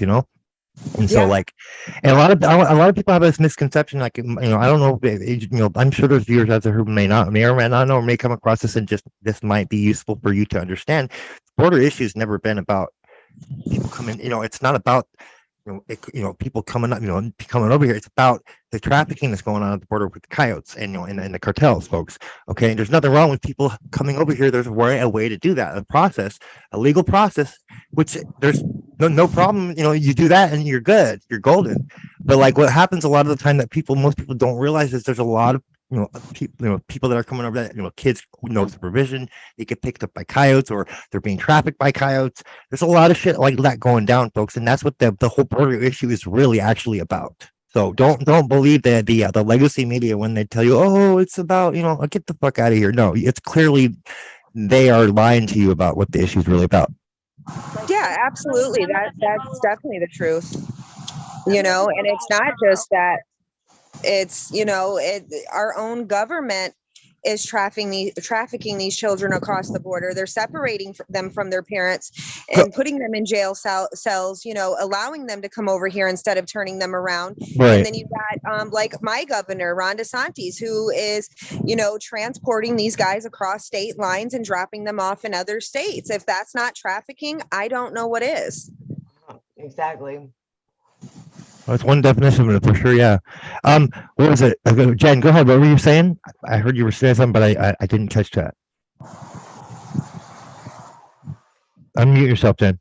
Oh, okay. I was just saying that some of the people that do come over are criminals, and there are a few. What I have been told that are actually trying to make, a new life for their family, but a lot of them are either children that are unaccompanied by parents that along the way have been abused by the coyotes, but they try to stop them at the border to avoid them to get in caught in any of those situations. Yeah, no, that's I can't wait to get him on the show one of these days soon when he's available, Jen, because that's going to be a powerful interview.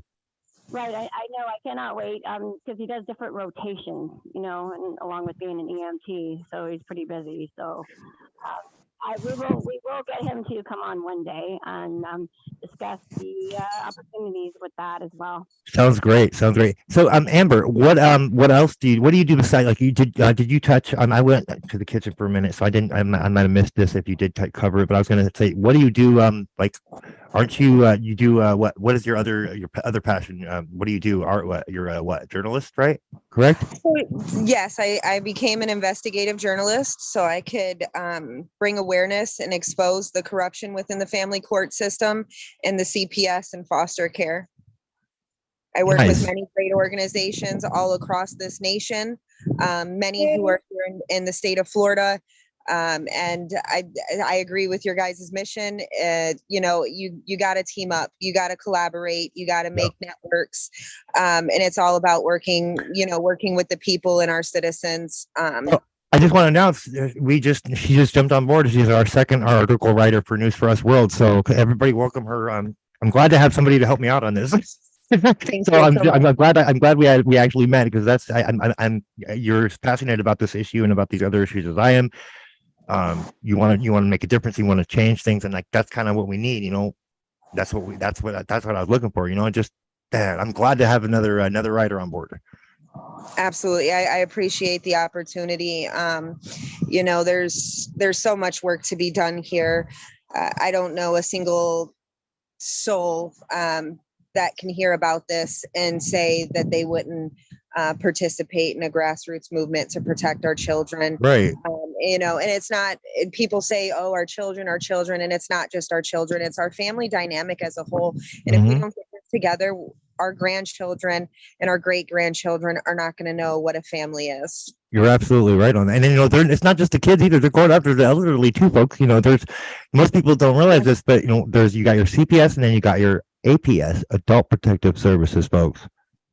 Yep, and it's real, and they're severely abused, and it's not held accountable. It's absolutely, in a lot of these cases, medical murder, that is, you know, just overlooked or swept under the rug. No, it is. It totally is. You know, in my mom's case, like, you know, I don't want to go to too much detail, but briefly, I'll just cover it, just to touch on a little bit. The pro bono lawyer that we had hired to represent her for the medical neglect that we were going to press charges for, you know, he said, oh, we had a solid case, right? He strung us along for like 5 months. We were told a month he was about to file, and then all of a sudden, after telling me like a week prior, we're filing at the end of the week. Oh, sorry, the case has no legs. She must have been in excruciating pain when she was driving Domino's delivery pizza driver. She had, like, he was trying to imply that she had blisters while she was working. There would have been no freaking way she would have been able to sit upright, she would have been in such excruciating pain, it would have been crippling and disabling. She would not have been able to drive Domino's pizza. She did the day before she fell. Okay, so they covered that up, and you know, and I see it all the time. It's just, I lost train of thought. I was up on a tangent. I forgot what I was going to say. At what point I was going to make. It just seems like they use the same tactics straight across the board, you know, and it's horrible. And I know what it was. Go ahead. And it's all a pipeline somewhere, you know, we got the foster care to prison pipeline, and then they're messing with our parents. And actually, you know, your interview last week with Dennis Ball, he's actually, you know, dealt with that with his mom. Yeah. Years. Yeah. And they ended up killing her and then trying to take her estate for probate. Like, come on. And then you know, I remember the point I was going to make. Okay, so what ended up happening is so my mom was in the hospital, you know, getting some surgery done. Right, she was about ready to come home, but both times they sent her home. The first time and then the second time after she had to go in for lab surgeries, they didn't include in the reports at all about anything about her bed sores at all. So they were covering it up, actively colluding to cover it up. One. But more importantly, me and my sister ended up having to become her medical POA, primary and secondary, me primary and my sister secondary, just to ensure that they didn't try to come in and when she had to go to the hospital for whatever reason, for catheter change, whatever, they couldn't say, oh, APS and then take her, you know, because I wasn't about to let that shit happen, because I know how that would play out at the hospital. I know exactly how that would play out, considering what I know that they're colluding to cover up. We weren't about to let that shit happen. So anybody that may be experienced, look into how to become medical POA for a family member in your state. That's what I would look up, folks. It's a little different in each state. In Nevada, all you have to have is a written, you know, legal document with a signature and a date, and you know, a couple witnesses, and you're good to go, and it's legal. It may be different in your state, but I encourage people to look it up. Go ahead. You're unmuted, Amber. No, I didn't want to say anything, but I do absolutely agree with you. I'll say it again for the viewers. We absolutely, everybody should be getting involved. And this is, some people say, oh, well, it didn't affect me, or, things like that. We It need to stop absolutely thinking like does. that, folks. Yeah, it absolutely That's the affects you. apathy. That You know has to what? end. I want to not start only just are showing they- everybody that doesn't believe us, just open your Facebook groups page and go to one of those anti-corruption CPS groups. They've got tons of proof right there on the group. Oh yeah. And we got tons more. We got mountains of evidence, folks. Like what we've shown you on the show isn't even the tip of the iceberg. That's nothing compared to what we actually have. Yeah. If you see something and don't say something, you're the problem, for one. For two, this is coming out of your guys' taxpayer dollars. Yes, You they're stealing it from they're doing this with our freaking money, folks. Doesn't that piss you off? I know it does me, and it should everybody else too. Yes. Yeah.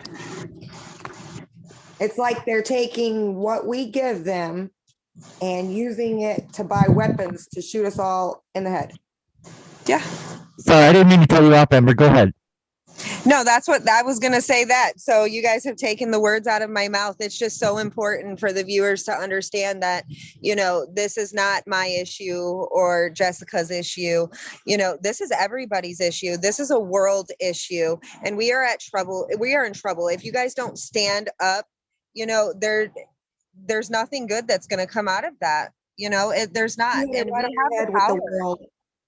Yep. You hit it right on the head with the world. It's worldwide, not just the United States too. It is. Yeah, It is. no, this is a worldwide problem. We know that, like Russia, they're the world's largest child sex trafficking organization. And, so it's all over. It's global, and it's going to get worse. They're going to get worse if we don't stop it. And the American people has the power to stop it. It's in the Constitution. So people need to read the Constitution and use it the way it was supposed to be, and the way it was intended. And you have that power. Now you just got to use it. And that's where we're at right now. We're at the part where we know what's going on. It's undeniable. Everybody knows about it. And so now what do we do, and how do we get there? That's where we're at. Yep. Action. Exactly. Amen. Yeah. Dottie, you want to just briefly tell Amber like what direction we started going in not too long ago, like maybe 2-3 weeks ago with our platform? What direction was that? What do you mean?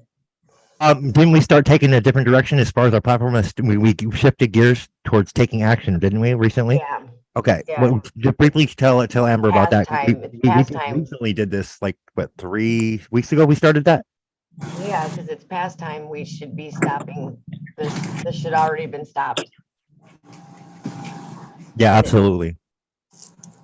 I mean, everybody knows the stories. We see that there's corruption. We see it going on. Everybody knows it. So what do we do next? What can we do to take action, to take effective, practical, real action that will result in real change? And that's what we need to be asking ourselves We now. didn't know how to fight it before.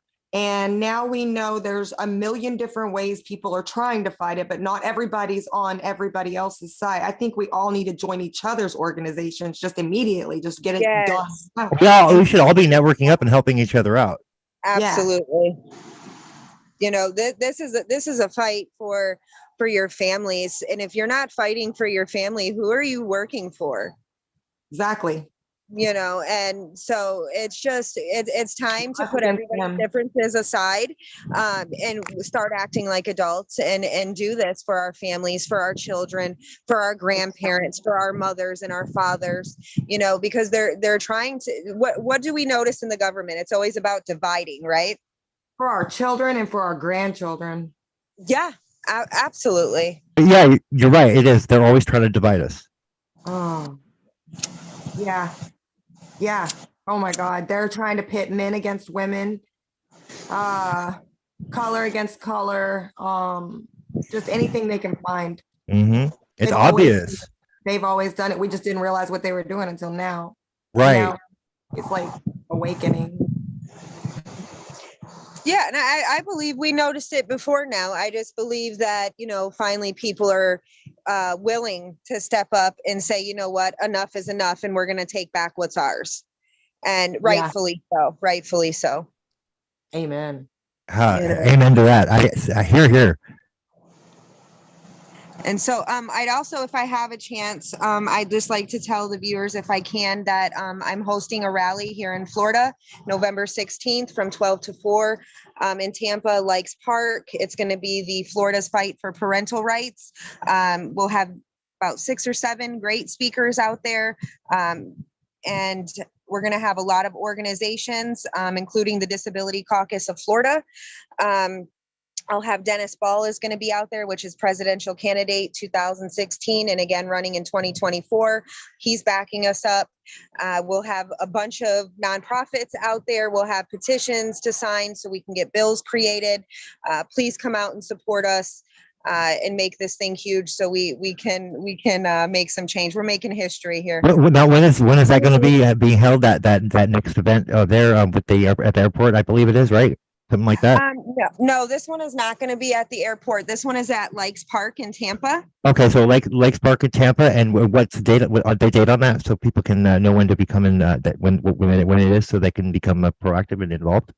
Yep, November 16th from 12 to 4 p.m.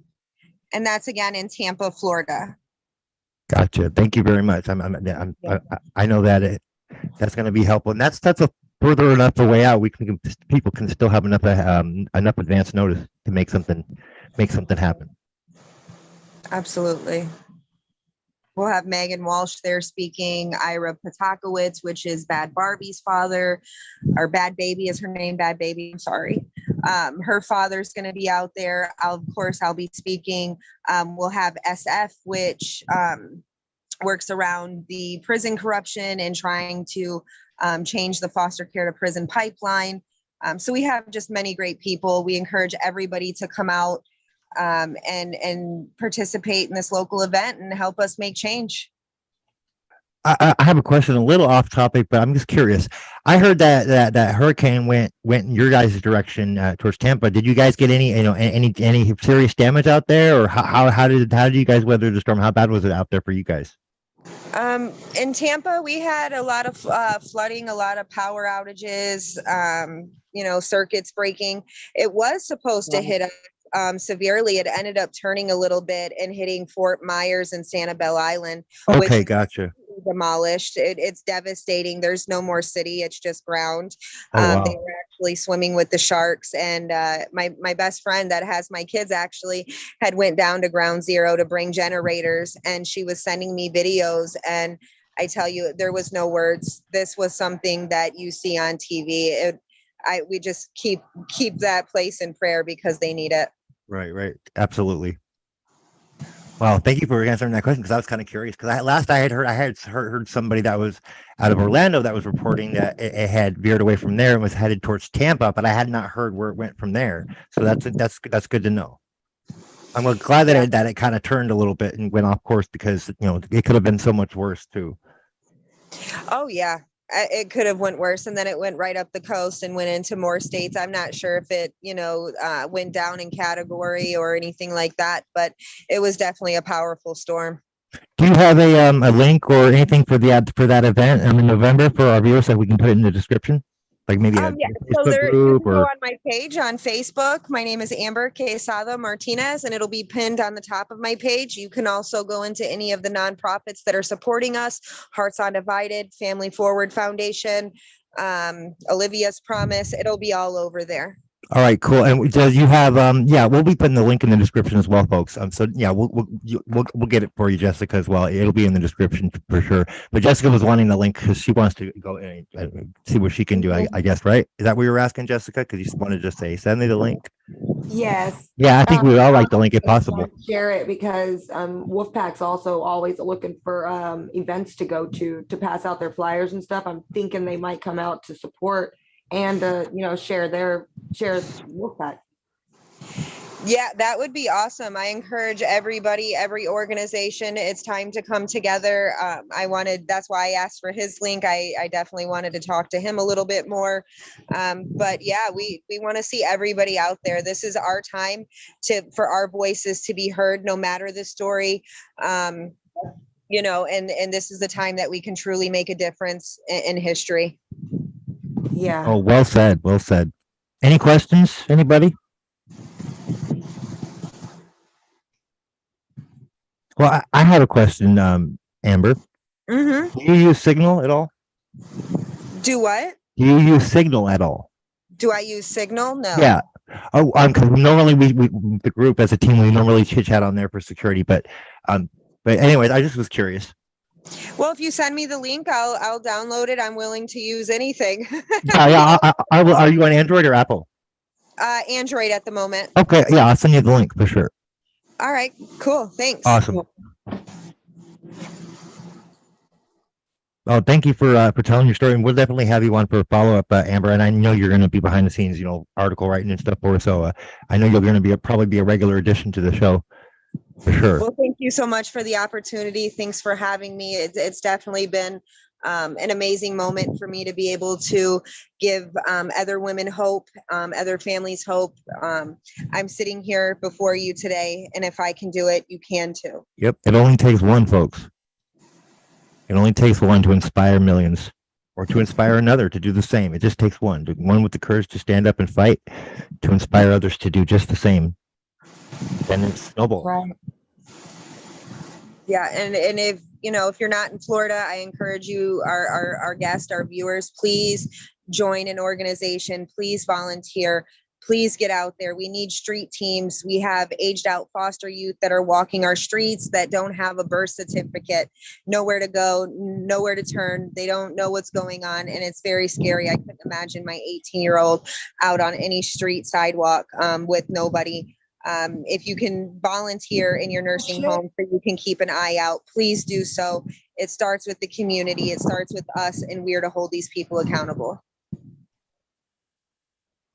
Absolutely. I bedroom. agree 100%. Go ahead, Do you know Jessica. how to find those in New York, like the kids that are fostering out that have no places to go? Because I've got like a spare bedroom. I would totally hook them up. That's fucked up. I would help them, learn how to live and everything. Yeah, and so when you participate in groups, you're able to find those a lot. All you got to do is go around the streets. I'm assuming New York is very large. I've been there before. I can't imagine how many are on the street there. But Not where I'm at. become your street team, organize that, put it together, and New York is going to have that, and they need you, and you're more than able to do that. It just starts with one or two people bringing food out to the streets, networking, talking, asking people how they got there. So many people are scared to talk to the homeless, and it's an atrocity.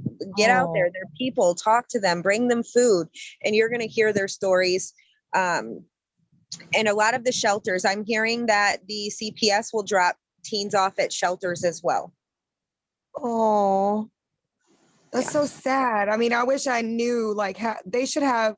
I bet they've got somewhere, if I look it up, somewhere that's kind of keeping track and trying to help them, that I could tell them hey, I've got a spare room if you guys need somewhere to put somebody.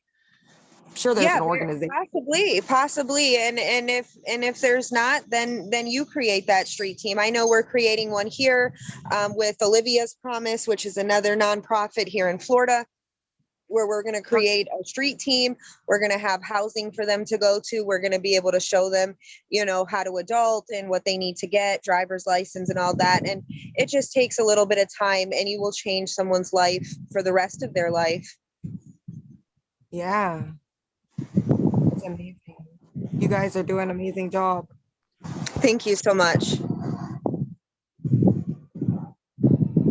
Yes, thank you, Amber, for coming on and telling your story and kind of enlightening our viewers on what we can actually do to implement some sort of effective change. Because I know a lot of people I've noticed that over the last several months trying to cover this issue and figure out as a cohesive unit, as an team of advocates and people that have been victimized by this corruption.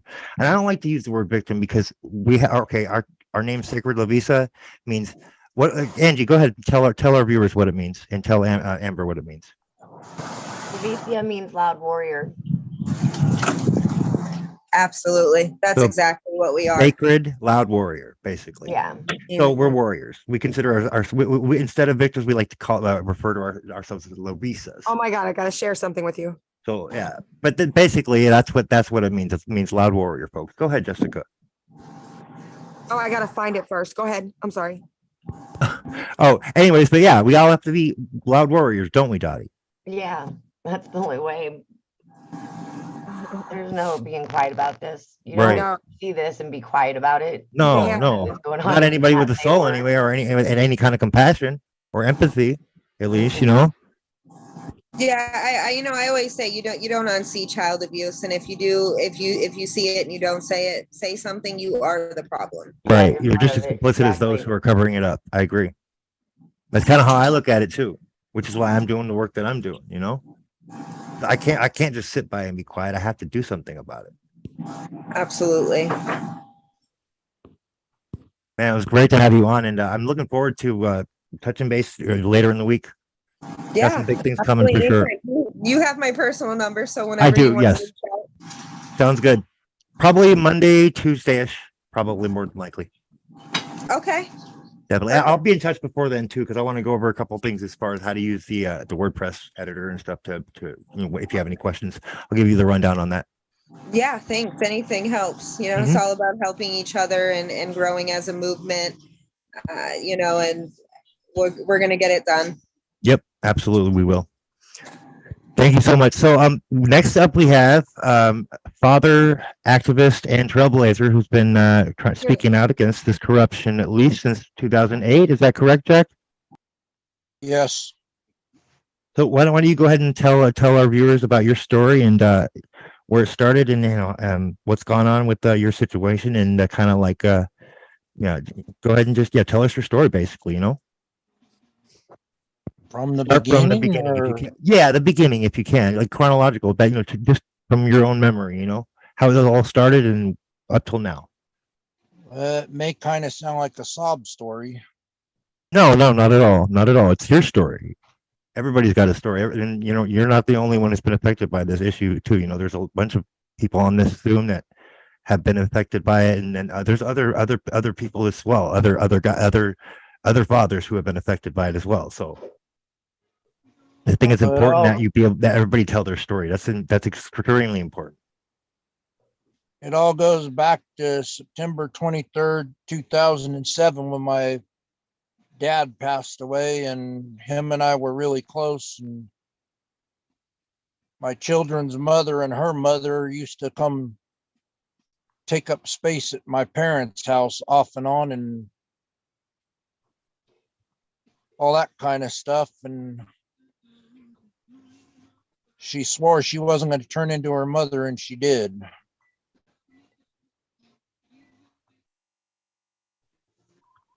Hi, Jack. It's Jennifer. Yes. Hey, can you, what was it that her mother did? Her mother's an habitual user of the battered women's shelter and the victim witness services. And do you think that she had an influence on what happened with your children?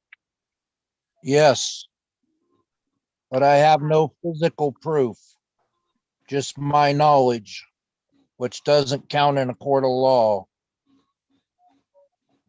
Right. That's unfortunate, isn't it? Especially when there's 6 children involved. 6. Wow. So how old are your children? My biological, or the ones that I adopted but never signed adoption papers on? Just their biological. 22, 18, and 16. And then your non-biological? 26, 24, and 25 and 24. Have you had contact with any of them in the last couple of years, or when was the last time you talked to your children? Physically hasn't been since 2016 Wow, that's a long time. because their mother filed a second false accusations, and I proved it was false, and they still wouldn't return my children. Okay, were there any times that you were harassed, were arrested, or any kind of Arrested 3 times on false accusations, released, and arrested once by a police officer because he was a friend of the family and the judge would not tell him to back off.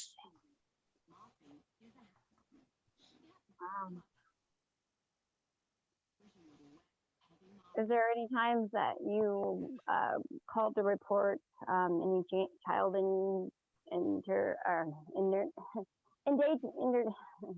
Endangerment? Endangerment, thank you. I had a hard problem with that word. I attempted to, and the report was never taken. What do you mean never taken? They never did anything with it. Okay. Were taken seriously, or they never took action to make sure that they were safe?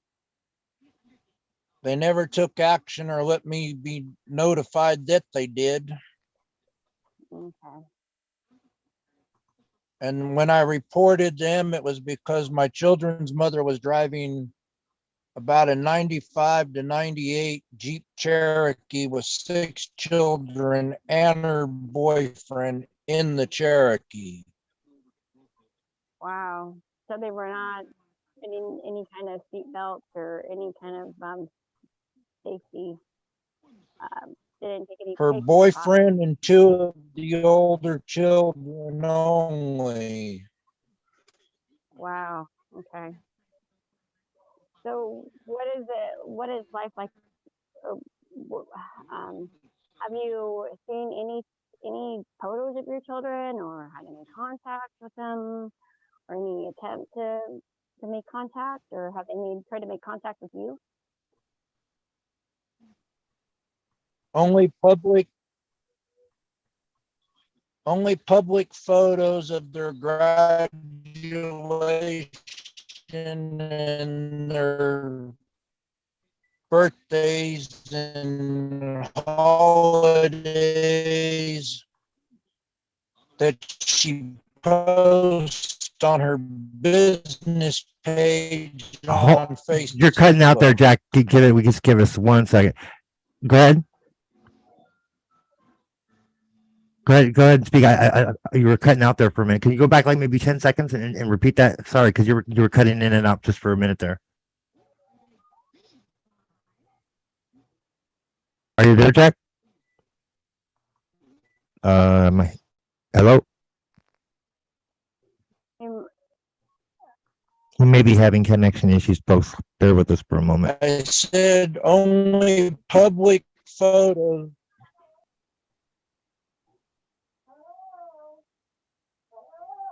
Only public photos she posts on her business page. Okay. Okay, so basically you were talking about the photos that she posted on her public business page, right? With her kids in it, If you would correct? like, I could call back. It's usually a better connection. Yeah, if you want to go do it on the call-in line, that would probably be Yes. better. We probably won't get any breakup Yes. in the connection. Yeah, let's do that. I think that would be great. Sorry about that, folks. Sometimes we have connection issues with the Zoom chat for some reason, depending on some people's network connections or sometimes interference. So we're gonna get him on the call-in line, and there won't be any issue there.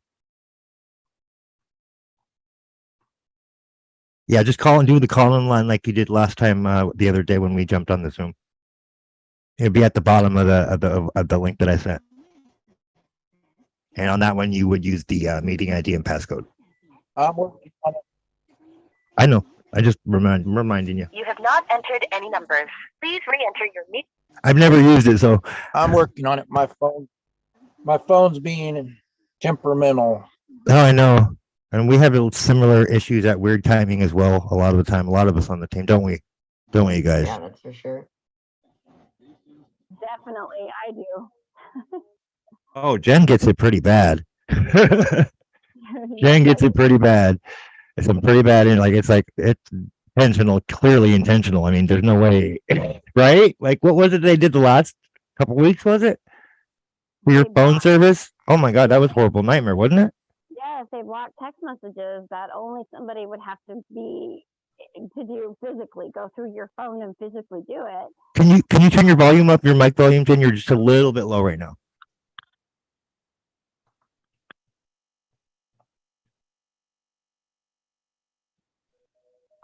I'm still trying to get it done. Oh, no worries, Jack. We'll be here. We're just gonna chit chat and till you're ready, buddy. Go, Jen. Not really. Okay, I'll go on a different headset then. Oh, there we go. It's a little bit better. It's a little bit better. Yeah. It just, if you could increase the input on it, it would be great. Not entered any numbers. Please re-enter your meeting ID followed by pound. It was just a little low, Jen. It's kind of hard to hear you. That's all. Okay. You have But go ahead. Just do the best you can. I mean, just kind of speak up a little if you have to, or unless you got a better headset. Huh? Is that better? What do you guys think?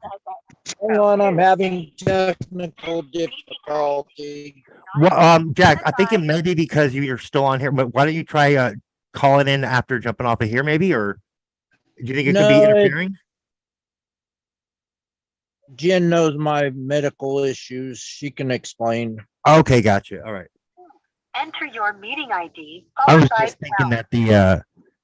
that maybe it was because you were still on the Zoom app. That's why, but it's not a technical thing then. Gotcha. No, it's not a technical thing. It's my hands not typing numbers fast enough. Oh, no worries. Take your time. Take your time.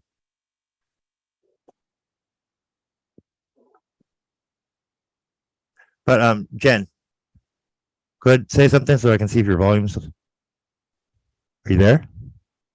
Yep, I'm here. Oh, perfect. Much better. All right, awesome. Thank you. Okay. Go ahead. Continue what you were saying.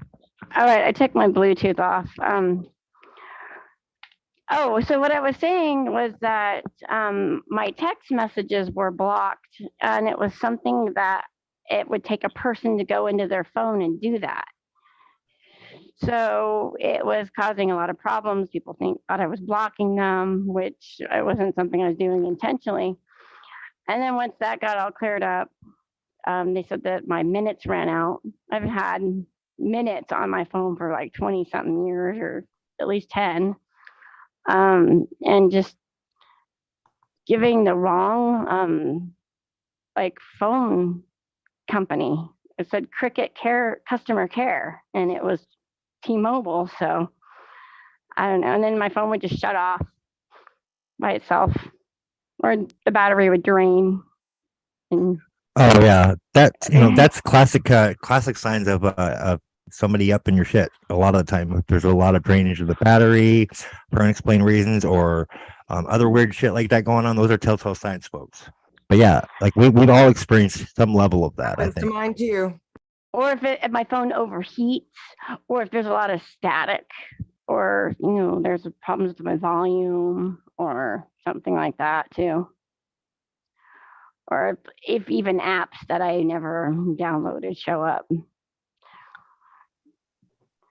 That reminds me, it was yesterday. I was watching TV. The TV shut off, and there was a red light flashing. It was. I swear it was recording.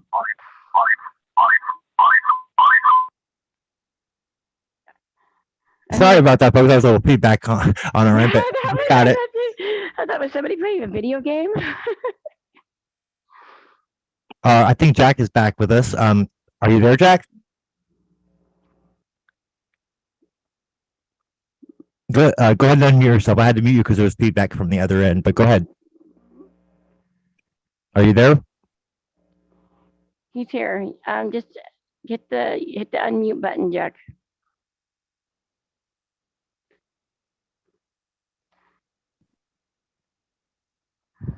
What is the unmute button on the touch tone, Jen? Well, it just says at the bottom, at the very, it says mute. No, but who's on the calling line right now? Oh, the call-in line is Jack, and he's got to unmute his mic. No, but what's the touch tone number on the keypad of the phone to touch when you're on that? I've never used it before. Is what I'm asking. What is it? The number. What is the number you usually touch? What touch tone when you need to mute yourself or unmute yourself on the call-in line for Zoom? Because I've never used it. That's what I I'm don't asking. remember. Oh, okay. I don't remember. I don't know. Okay. I was curious because I was maybe thinking it might be helpful for Jack if he's unable to hear it on his own, or if he's having trouble getting in there. I don't know what it is, but I know you used the call-in line before. I did. I just don't remember what it was. I think it was like the top of the left hand, the top of the left hand corner. There's a volume, and if he clicks on it, then I think it'll unmute him. But he's not on the Zoom. He's on the calling line now. Jen, that's what I'm saying. He's on the where you call in on your phone, because his other one is having connection issues. So we had him come in the calling line. But I don't know the key, the touch tone he needs to press to unmute himself is what I'm asking. What is it? Oh, because I've never used the calling line before. Anybody else know? No. Oh, yeah. shit. I don't know either. Jack, do you know how to unmute yourself on the calling line by chance? Oh, there you are. Oh, wait, cool. I wasn't sure if you knew what touch tone to push. I never used the calling line, so but you got it. You kept walking over the instructions, so I couldn't hear the instructions. Oh, sorry. No, actually, I couldn't remember, so you'll have to show me now. I was asking Jen if she remembered. I was trying to be up. I didn't realize that we were coming in on cutting up the instructions. My bad. So hello. Okay. So we got a good connection with you. Go ahead, Jack. Continue what you were saying earlier before the connection started cutting out. So we were talking about her. I remember we were talking about her business page and the photos of your kids being on the business page. I thought we went past that and we're on to the reports that were not taken. That's true. And then you started cutting out right as we were getting into that, I think, and that's when so when we had the connection issue, I was going to have you go back and just briefly recap on that because I don't think you were cutting in and out pretty bad. So if you want to just go back the first 10 seconds, kind of talk about the reports or real quick again, and then segue out from that. I reported the children being transported in a 95 to 98 Jeep Cherokee, 6 children and a boyfriend in a 5-passenger vehicle, and nothing was ever reported back to me that was done, and she never complained about getting a ticket for not having enough seat belts. Okay, who did you make the report to? Was it the police department, or who did you? Local police department and to the local sheriff's department. And her friend of the family that harassed me is a sheriff's detective. Okay. And then I think we were getting into different harass. Have you been harassed or any arrests or anything? Or I was arrested once because she put a false statement in, and I was let out 3 weeks later. The second time I was let out 2.5 months later when her friend, who's the sheriff detective, came up and wanted to talk to me, and I told him I was done talking and went to walk away, and he sprayed me with pepper spray and then put cuffs on me. Wow. And held in jail until they allowed me to see a judge 2.5 months later. It took that long for you to see a judge? Yep. Was that in California when that happened, or was that because you were talking to me about California and? Yes, in California in Del Norte County, which also is the home of Pelican Bay State Prison. Well, what can you tell us about that? They used to be a fishing and logging community, and now they're a welfare and state prison community. What does that look like? That means they're supported by welfare and by federal funding. What kind of federal funding are you referring to? I'm assuming federal funding for having the prison there and the maintenance and upkeep and housing of the prisoners that come in and out. Wow. Wasn't it And then all the also, money they get for welfare for the people coming in to visit their families and staying there while their families are housed there. that seems like a lot of money that is going through that place. What other things have you encountered in this journey of the last 5 years that I've known you now? Well, before you knew me, I was getting harassed almost every week, not physically, but when I would go over for visitation, there would always be sheriff cars driving by for about 20 minutes and sometimes 45 minutes before she would bring the children for visitation. She was never ready for visitation at the time she told me to be there. But there would be law enforcement surrounding that area? They would conveniently be driving through the parking lot, conveniently past the front or rear of my vehicle. Wow, that sounds awful. So when was the last time that you actually saw them, your children? June 22nd, 2016, when I took them back because she was getting married July 3rd to her fourth husband. Fourth husband. Wow. So is that the children that you're speaking of that are your non-biological children? Is that, but you accepted them as your own, correct? And you had good relationships with them. I knew them all their life from birth to the time she removed them from my life. So you were like their father, right? You took on that role, Yes. that role model. Yes. Even changed their diapers and fed them in high chairs. And then to have that just completely ripped away from you, Yes. I understand what that's like, and I'm sure there's other people listening and that knows that feeling. So what else can you tell us about, like, what happened after all of that harassment and stuff with the law enforcement?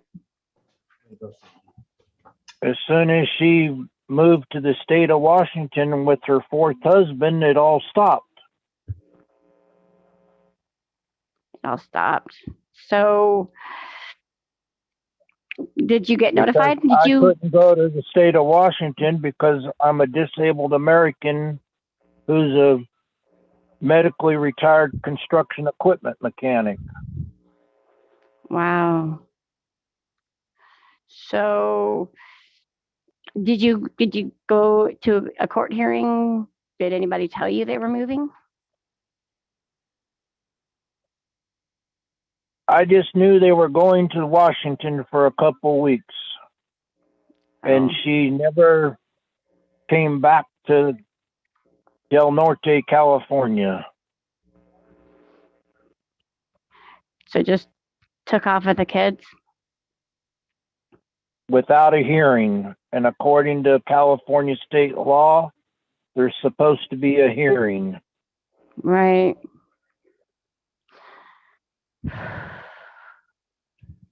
Wow, yeah, they're just trampling all over people's rights. Now it's like it's ridiculous. I mean, it's so obvious too. They're not even hiding it either now.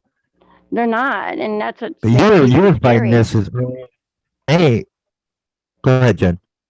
No, I was just saying that this is just it's happening all over, and it's such a tragedy, and It is I'm not only battling a it tragedy, but a myself. travesty. Yeah, that as well, and just an evil act that needs to be stopped. It's Agreed. Agreed. So would you like to just briefly tell our viewers about a little bit some of the activist work you did in trying to fight this early on, Jack? Back in like with the flyers and stuff that you had me put in the promo. Would you like to describe, like, tell us what you did back then and how you fought, some of the work you did early on? In 2015 and 2016, the state of Oregon was doing a shared parenting plan called SB 550. It's on one of the flyers that I sent you, and you used only half of it. It got shot down and never came through, but I was out there in front of the courthouse at least once a week with that flyer and one for non-custodial parents, which is, I think, the last slide shot of the promo. And we stood out there with our signs, and we even started another program on Valentine's Day called Share the Love for parents that didn't get their children on Valentine's Day, but it didn't get followed through because there wasn't enough participation to keep it going every year. So, Jack, I have the screenshots you sent up, but which one is the one that you were specifically referring to just now? So, what does it say in the title? Because I got a few here. I got title title 4.D, then a parent part, and then what SB 550 will do for Oregonians. The SB 550, there was another one. Okay. That was the backside, and half of those pages were with my old profile that Facebook took from me conveniently September 11th, 2020, and I can't have access to my profile. Yeah, they're doing that to a lot of people, I noticed, especially in recent years. It's really gotten rampant, I noticed. It's not cool at all. It's really fucked up. Jen and I both know of people that have had numerous profiles that have been taken hostage by Facebook, and we were all fighting for shared parenting or CPS, taking children. Yeah, there's no way that's just a technical glitch or it was just a coincidence. No, folks, that's people being targeted. Okay, it doesn't there's no such thing as a coincidence, folks. Especially when you have it happen only to those that have been fighting this, and then it happens only to them. No, that's specifically being targeted, folks. That's the difference here. Or the other thing they do is they keep putting you in Facebook timeout. Yeah, Facebook jail. Yeah, it was funny because, like, my sister generation one day was all like, "Oh, I'm in Facebook jail." I'm like, "What's Facebook jail?" Because like I fuck around with Facebook, but not like that. Not like what I did when I was a little bit younger. But yeah, I was like, "What? They're doing that shit?" And I started looking, it was like, no freaking way. Yeah, and that was like maybe 2-3 years ago when I first started kind of noticing that. I was like, "What? What's Facebook jail?" I was like, "Oh crap, really? They're doing that crap? It's ridiculous." I'm a Facebook felon. Yeah, I mean, shit, how many times have they limited your ability to post for how many days? Like within the last couple of months, at least 3 or 4. No, Jen is a Facebook lifer. Oh yeah, Facebook death row inmate for sure. I tried to say too many people I'm bad. I'm bad. Oh man, I've got the Facebook felon pin to prove it. I told Jack to give it to me. Perfect birthday gift. I'll wear it with pride, Zucky.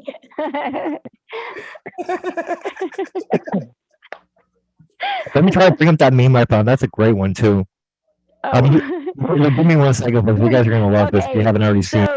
So Jack, what's being the activist that you are, and wanting to, giving us the opportunity to tell your story and setting the path for everybody, what would you suggest to a parent just starting this, going through this family court process? Well, when someone tells me they're filing for divorce or the other person's filing for divorce, I tell them you better be fighting for shared parenting, because your children will be hurt if you don't have shared parenting.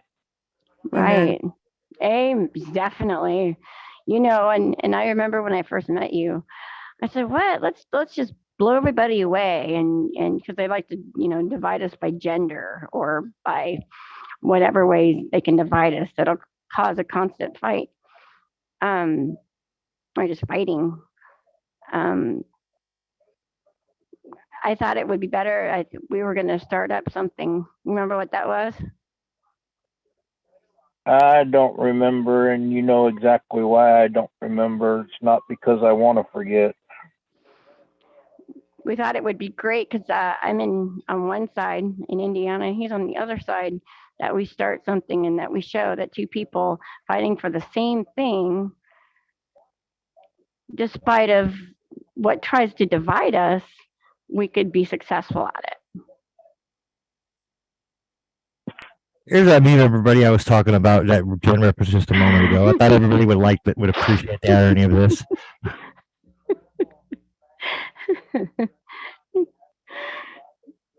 You're going down, Zucky. How about them apples, folks? Isn't that great? Isn't that great? It's that That's one. awesome. Since Jack, you're on the phone, it's the one that I sent you with Chucky's evil brother Zucky. Oh, that one? Yeah. Yeah, we got it up on the screen share right now for our viewers. I just wanted everybody to have a visual for what Jen referenced a moment ago. I think we can all agree that's accurate description or meme of Zucky there. In my opinion, he's actually not quite evil, if you ask me.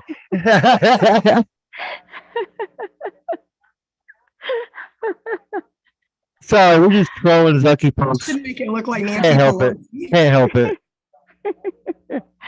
Oh, there's another one that Jen has of him wearing nothing but a crown and being about 60 pounds overweight. Oh, you got to share that one of these. Maybe we'll save that for next week's episode. Yeah, we should do like a troll, like a roast or at least a troll reference to Zucky every week, a different one. How about that? That'd be great, wouldn't it? I mean, it'd be great. Give people great incentive to want to watch the show. I mean, I'd stick around and watch it. We had one of those. I would too. I would. Love memes. I would They're too. awesome. They're fun. So I'm trying to see. Had a little bit of fun there. Let's continue, Jack. Yeah, so shared I mean to parenting. get sidetracked, but I thought our viewers would appreciate that. So shared parenting. What would so if you were able to do one thing to get people to know what shared parenting is, what examples would you use?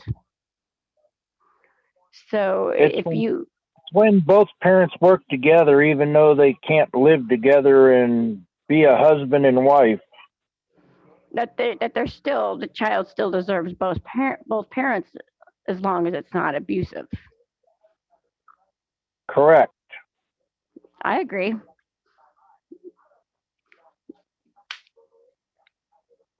But it doesn't always work that way because of Title IV funding, they take children away from one parent, give them to the other parent's forced into paying child support, and not all the support goes to the children or to the custodial parent. Correct. When you're talking about like the people, if they need to realize what it really means, that it's only like 38% of that income or something. You're talking about No, they take 38% of your income away from you no matter how much you make, because that's the way the laws are written, that they can keep taking from you. Oh, okay. So people may not know that. I know I've learned a lot about that from talking to you, the child support and that system. And Well, so, this isn't the place to drop names, but there's a couple people in Oregon I could refer to you that know a lot more. And one of them, he was even up at the state capitol trying to get the shared parenting through. And he said even the state capitol, the way they run it, is all messed up. right. Yeah. So, I mean, He basically quit doing it. I forget the position. It's like a volunteer, but you go help develop laws and get out the information of the law. that sounds kind of like the Wolf-pac. I don't know, Jessica. What do you think? Yeah. And you know what? And the men are the hard workers, the ones that have the sweat on their backs from paying the taxes to keep these organizations even open. So how dare they use that to their own money to like completely rape their lives in court to where they have no chance at living a good life ever again because they're looked at and discriminated on. Oh, you must have been a bad dad. You must have been a bad person. No, they're not. They were born with a male genitalia, and then their grandmothers can't even be around their grandkids. And, Well, and it's not just that one parent that they're kept from. It's a whole side of that parent's family. So it's not just one person. Mm-hmm. Yeah. So it's like they don't know one side of them. It's hurting the child. Yeah. So I agree. Yeah. I just thought I'd bring you in just because I know they should abolish child support. I think they should abolish it because each parent can take care of their child if they're good parents. As long as they're good parents, can take care of their child when they have them. You know what I mean? It doesn't have to be like, oh, I have to have all your money because I'm taking care of your child. No, if you want to have that child's time, you should pay for that child's time. People shouldn't pay child support for services they're not even getting. It's like paying Walmart for a product you're not getting, Yeah, no, totally. Because they're fucking racketeering that they're case fixing folks and freaking for the Title program money. Yes. That's what they're doing right now. And it's really rampant. Folks need to recognize that. A lot of these parents what's been done to them is not justified.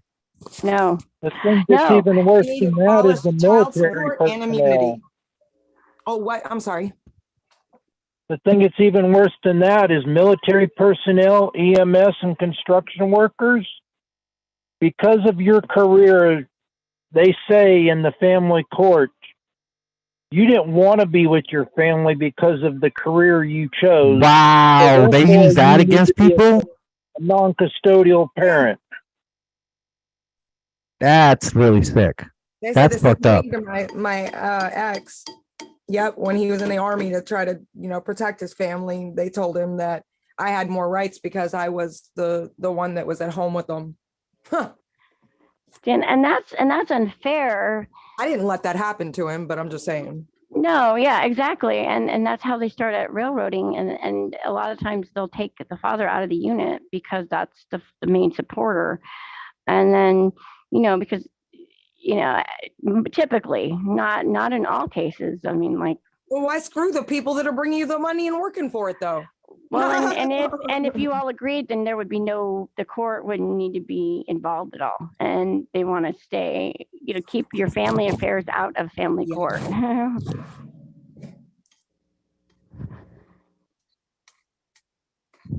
And my ex-father-in-law, who's now deceased and in a veteran cemetery, he was a military veteran of the Vietnam era, and my children's mother's mother used that against him and said he was violent behind closed doors.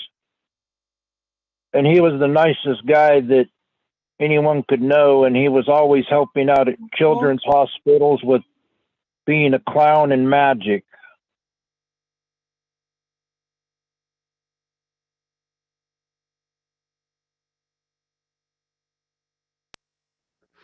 Wow. So he did that. He did all of that for children. And was he cut out of their lives as well? Until they were 18. So she kept them away when they were growing up? 2 girls and 1 boy. My children's mother, her brother, and their little sister.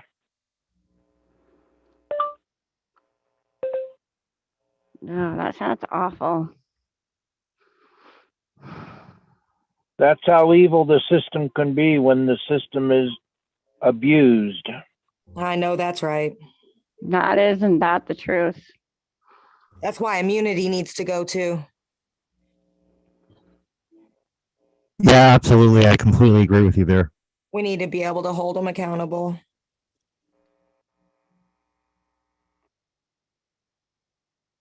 And he did all that for his country. He comes back to America. He starts going to college, meets my children's grandmother. And then his military service gets used against him, saying he's violent behind closed doors. Yeah, a lot of the soldiers, they go over to fight or in a war to stand up for something and then come back here and end up doing it here at home with family court. That's so unfortunate. And they used what they did overseas or in another place where they were trained by them. They come back and they have to fight a war with family court. That happens so much. And other people I've met since I've been not being silent and speaking out, they've had drug addicted spouses that have beat the children, and they were the hardworking parent, and the drug addicted parent at home gets to take the children because they're not working and not having income tax. And that's why financial statements are the first thing you fill out in divorce court.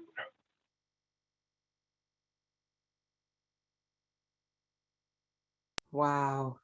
Yeah, they want to know how much money everybody makes just so they can separate the parent that makes the most money in order to funnel in the most funding. No, Yeah, but they don't. They that's don't exactly go what they after do. the one who makes the most. They always go after the man. Like I've noticed that a lot of the guys that we've talked to lately, their wives made more than them, but they still had to pay in more. It Oh, yeah, happens. they've done that too. It happens on an hourly basis in the state of California. I can't believe that. One guy I know, his ex managed a credit union, and he was an operator, and he had to pay child support to her because he worked out of town most of their married life. Huh. Wow. And both my children's mother and his ex used the stalking, so we both had to move away from our children 2 hours so we couldn't be accused of stalking. Oh my God. Stalking your own kids? No, There's no stalking. such thing. It's called spying. I Stalking get it. ex. Oh my God.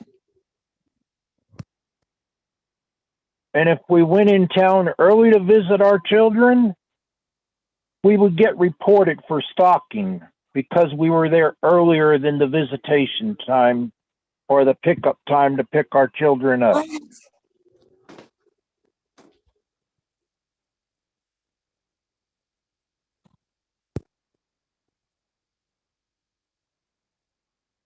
That is crazy. That That's is the way- unfair. That's the way California does it. Jeez. Another gal we just lost like a year and a half, 2 years ago, she was the non-custodial parent. She had to literally have her mail shipped somewhere else because her ex-husband, who was second generation welfare, put a restraining order on it where she couldn't even go to the end of her driveway and pick her mail up. That's ridiculous. That's If you look up Christy Ashley, who died from cancer, that's the woman I'm talking about. okay. Her last photo is her getting cancer treatment with the port in her shoulder. And I think that was like on her 18th or 20th second round of chemo.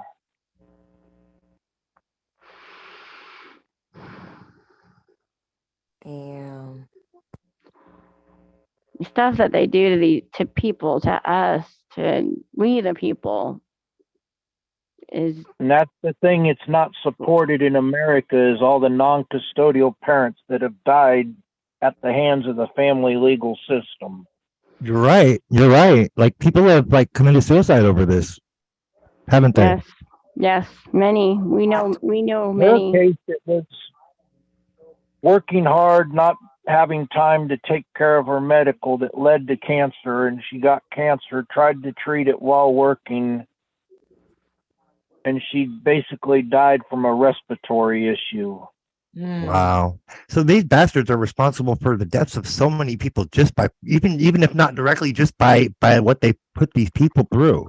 That's what I meant by buying guns with our money to shoot us in the heads with. Exactly. It's all part of the same problem, but they know what the fuck they're doing. They're acting with malice of forethought, folks. They know very well what they're doing. That's the thing most people won't even look at, is how many people die each year from child support debt. Or alimony. Yep. Or alimony. Well, they fall hand in hand in most cases. They absolutely do. Kind of the point I think she was making for sure, huh, Jen? Yes, that's the point that I was making, is that it's either one or it's both combined. Usually, on average, I'd say most of the time, it's never usually one or the other. It's usually a combination of both. And that kind of, I'd say that could apply statistically for most things. And so, like, usually it falls somewhere in the middle, folks, with a lot of things. But yeah, I mean, it makes more sense that they would be doing it hand in hand. I don't know about all the states because I haven't kept up on it, but in the state of California, if you're married 9 years and 10 months, they legally have the right to alimony. How many years and months? 9 years and 10 months, and my children's mother missed it by 6 months. Oh wow, yeah, it's 10 years out here in Nevada. I mean, as far as like for being able to collect Social Security benefits, because you were, let's say, you were, because my mom was married to my dad for like well over 10 years, well, a little bit over 10 years, and that qualified her for that kind of for survivors benefits, basically. But yeah, so I think it's about the same here, 10 years, give or take. It sounds like a little bit 2 months less there. The divorce court hearing judge is brazen enough to ask if she deserves alimony and how long they were married in the state of California. Wow. And in some cases, like, they'll try to force it on people. If somebody's like trying to break up with their ex and not trying to cause them to pay any money, they'll be like, well, if you have to be on Medicaid and you're married, we're going to charge them anyway. When normally, if you were together, just because you told them you were separated, they wouldn't be charging the other person. They're just doing it like to try to jack more money and like make more people poor. Yeah, no, it's totally engineered by design, for sure. Because what we're seeing with the corruption out here is the school boards are and CPS are attacking low income families is the ones they go after the most. Those that are in government housing, et cetera, et cetera. That are receiving government assistance. Those are the primary targets, folks, and we need to be mindful of that, because that's what's going on. Yeah, any kind of federal assistance, would it be like Medicaid, food stamps, TANF, or any of that? There's nothing that they give for free. It's all taxpayer funded, but then you will pay somewhere down the line in your life. Exactly. Well, over here in the western states, if they even get one of those services, the non-custodial parent gets the bill. Yes, and has to, and by you getting that assistance, you're signing away your rights to that child support. But our children never receive that child support. You know, the state always takes a big portion of it. So I know you were explaining that. So could you explain some of that a little bit more? If they get any support at all, your child support goes up. For every service they get, you get charged more. Whether it be discounted phone, discounted utilities, or anything over here. But it's not in any paperwork. You just get an increased bill because they go get HUD housing. You get the increased bill. They do that here too. HUD's involved here too. It's HUD and the school boards, CPS, and then also out here we got the justice system also involved, and the governor's office out here. So it's like a fivefold racketeering thing they got going on. Yeah. And we forgot to talk about the church. Can you remember? Can you explain about the church? Thank you for remembering, Jen. That's a good point we need to talk about. I just thank you for Well, I putting was that all. leaving that out because I didn't know if that was allowed to talk religion or politics. Absolutely, it's allowed. We're exposing Mm-hmm. corruption. If that leads us to religion, then we're exposing it. If that leads us to politics, then we're exposing it. We're calling shit out, exposing it for what it is. Yes. So yeah, it's definitely allowed. This is a free speech platform, my friend. Yes, and I forgot. I didn't forget. I was just waiting. I knew that there was a component that we forgot, and that was when You know what? Now let's go ahead. Sorry. Go ahead. So Are you? it's okay. Are you? Go ahead. No, go ahead, Jessica. I'm done. Oh, I was just going to say, you know what? I was like, Jesus said, protect the little children. So any church that harms a child is no church of his. Right, exactly. You know, and all these bastards in institutions that are complicit, they need to be exposed. Yeah. Yes. So let's talk about the church involvement that Yes, I want to hear about that. In ahead, my Joel. case, and another guy I know, it was the Mormon church. And another guy I know, he married a Mormon, and they started having lots of black suits, black ties in the courtroom every time they had a custody case. They would be allowed in the courtroom, you said? They weren't there as a witness. They were just there observing. Like when we have the sit in on a case, they would have numerous black suits and black ties that kind of looked like Men in Black, and it wasn't Men in Black. Oh, that's an interesting spin. I haven't looked at it like that because I know that for the majority of the court cases, the doors are closed to the public. Somebody that black suit, black tie, that would seem awfully suspicious to me. What state was this occurring in, Jack? They made it so that there was only like maybe 4 or 5 inside the courtroom, and the rest of them were sitting outside the courtroom at that guy's hearing in Medford, Oregon. Okay, so Oregon. Okay, you know that's really close to Washington. I want to I want to confirm for our viewers. My ex is her family is Mormon, and her mom. She's told me some stories about some weird her mom going to temple in Canada, stuff like that, some weird ritual stuff. So I can confirm that they're engaged in some really, really weird practices like that. I can confirm this, at least from my own, just from what I've heard, and not specifically what he's talking about, but I would not be surprised at all. It would not be a big jump for me to go from what I've seen to that. In my personal case, she joined the Mormon church and then started saying we were married too long and I needed to go back out to work, even though it was not the start of the season, and even though I was injured from nerve damage, she still wanted me back out there working, and she had her own business that we were building. and the Mormons were coming over and helping her and coming in and visiting constantly.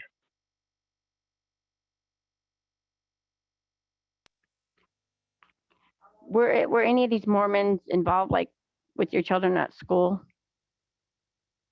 or anything? But did you notice anything before that? Because usually they start with the children, then they infiltrate and start with the mom, and then they go into the father, and then they go into the other dynamics of the family. Were there any?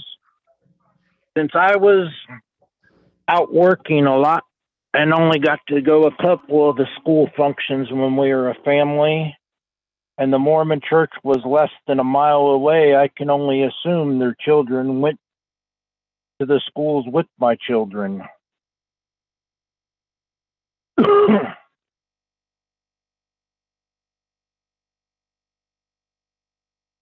Dottie, do you But have any? some of the deacons of the Mormon church lived less than 2 blocks, I found out after she started getting involved with the Mormon church. Oh, wow.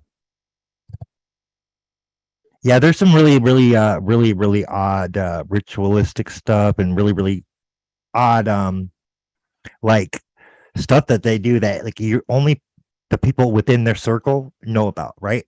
But when you get in that circle, it's really weird. Like, oh, I mean, I'm not even putting it, I have reason to believe that some of the Mormon church may even be involved with the Freemasons, I believe. Because what my ex was describing to me sounds an awful lot like some of the stuff that they do.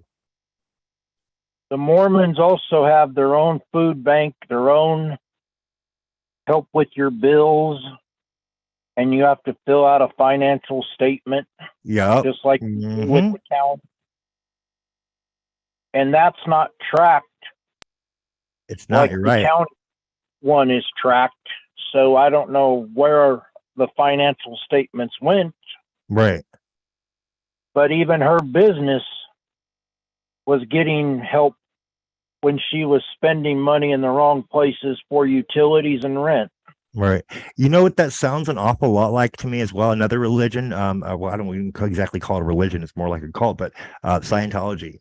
We've heard that very same thing with that as well. Like to go on with the money, at least in the businesses and how they like. Yeah, but that's another one that we've seen a similar pattern with, like that I've noticed. At least it sounds a lot like that. Are you guys familiar at all with the whole story of Scientology and how that all actually went down? Anybody? The only thing about that I'm familiar with is Tom Cruise and his involvement with. There was a whistleblower, famous actress, I think it was, who recently came forward. About John Travolta. No. It was an actress, and it was a more recent development. There was a documentary on it. My mom was watching like a couple months ago, but it was really informative. We were told stuff that I didn't even know about, but they were using the same tactics the Mormon churches with the money and the businesses and stuff. They were doing like pretty much the same thing. So yeah, I mean, it's going on there too. But go ahead, Jack. I didn't mean to get off topic, but I just wanted to point that out because I thought there was a very similar parallel.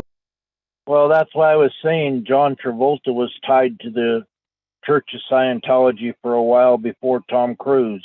Yeah, a lot of famous people are actually still some. But supposedly Tom Cruise and John Travolta have had a falling out with Church of Scientology, if you believe what you read on the internet and at the checkout stand. Well, I don't exactly believe anything the legacy media says at this point. So, but I encourage people to do their own digging and make up their own minds for sure. But anyway, about the family legal system that, like I was saying, the parents that have committed suicide or medically been murdered, nothing is ever said about it because they're non-custodial parents. You're just whining, shut up and go back to work. Pretty much, yeah. Before I lost my other profile, there was a guy in Texas. He went over to put the oil fields out in Iraq and Iran. And when he came back, his spouse handed him divorce papers, and by the time they got to the divorce in custody, she used pay stubs that were 2 years old, and he had to pay child support he couldn't afford based on being fraudulent documents, basically. Based on emergency funds that he made putting out oil fires. Wow. That's ridiculous. That's just, wow. Then when he went to court, the lawyers asked, "How did you get here?" He said, "My pickup." "Sell your pickup." "What about that coat you're wearing?" "Sell that coat." Well, yeah, no, they use, like, it's weird. It's like those financial statements are the first thing they ask for. In a lot, even with the whole CPS thing, isn't that the first thing they ask for, you guys? Is their financials? That and then the birth certificate and social security number. There you go, folks. Those are the three things they would need to ensure that they keep getting grant money for you. Hello? So that particular guy was a civilian with a military contract to put out the oil fires. Right. Was like a 6-month position. This is a And in my case, it was a pay stub 2 years before that they based child support on. Wow. They're not even supposed to be able to do that. They're just doing it and getting away with it, though, aren't they? And I had to fight for a year to get it down to where I could halfway afford it. And then I had to continue fighting to keep it down where I could afford it. And that was even when I had my children for most of the summer. I was still paying child support, and she was out with her boyfriends and her girlfriends going clubbing.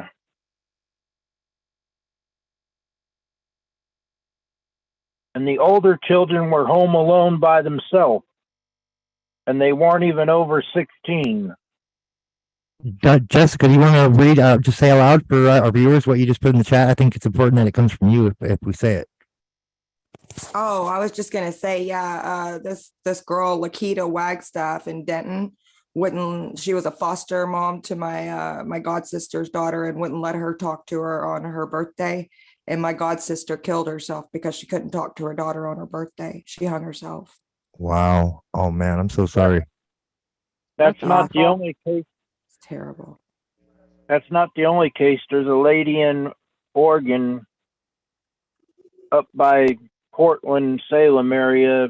Her son did the same thing, and I think this was like the 8th or 9th year of his memorial.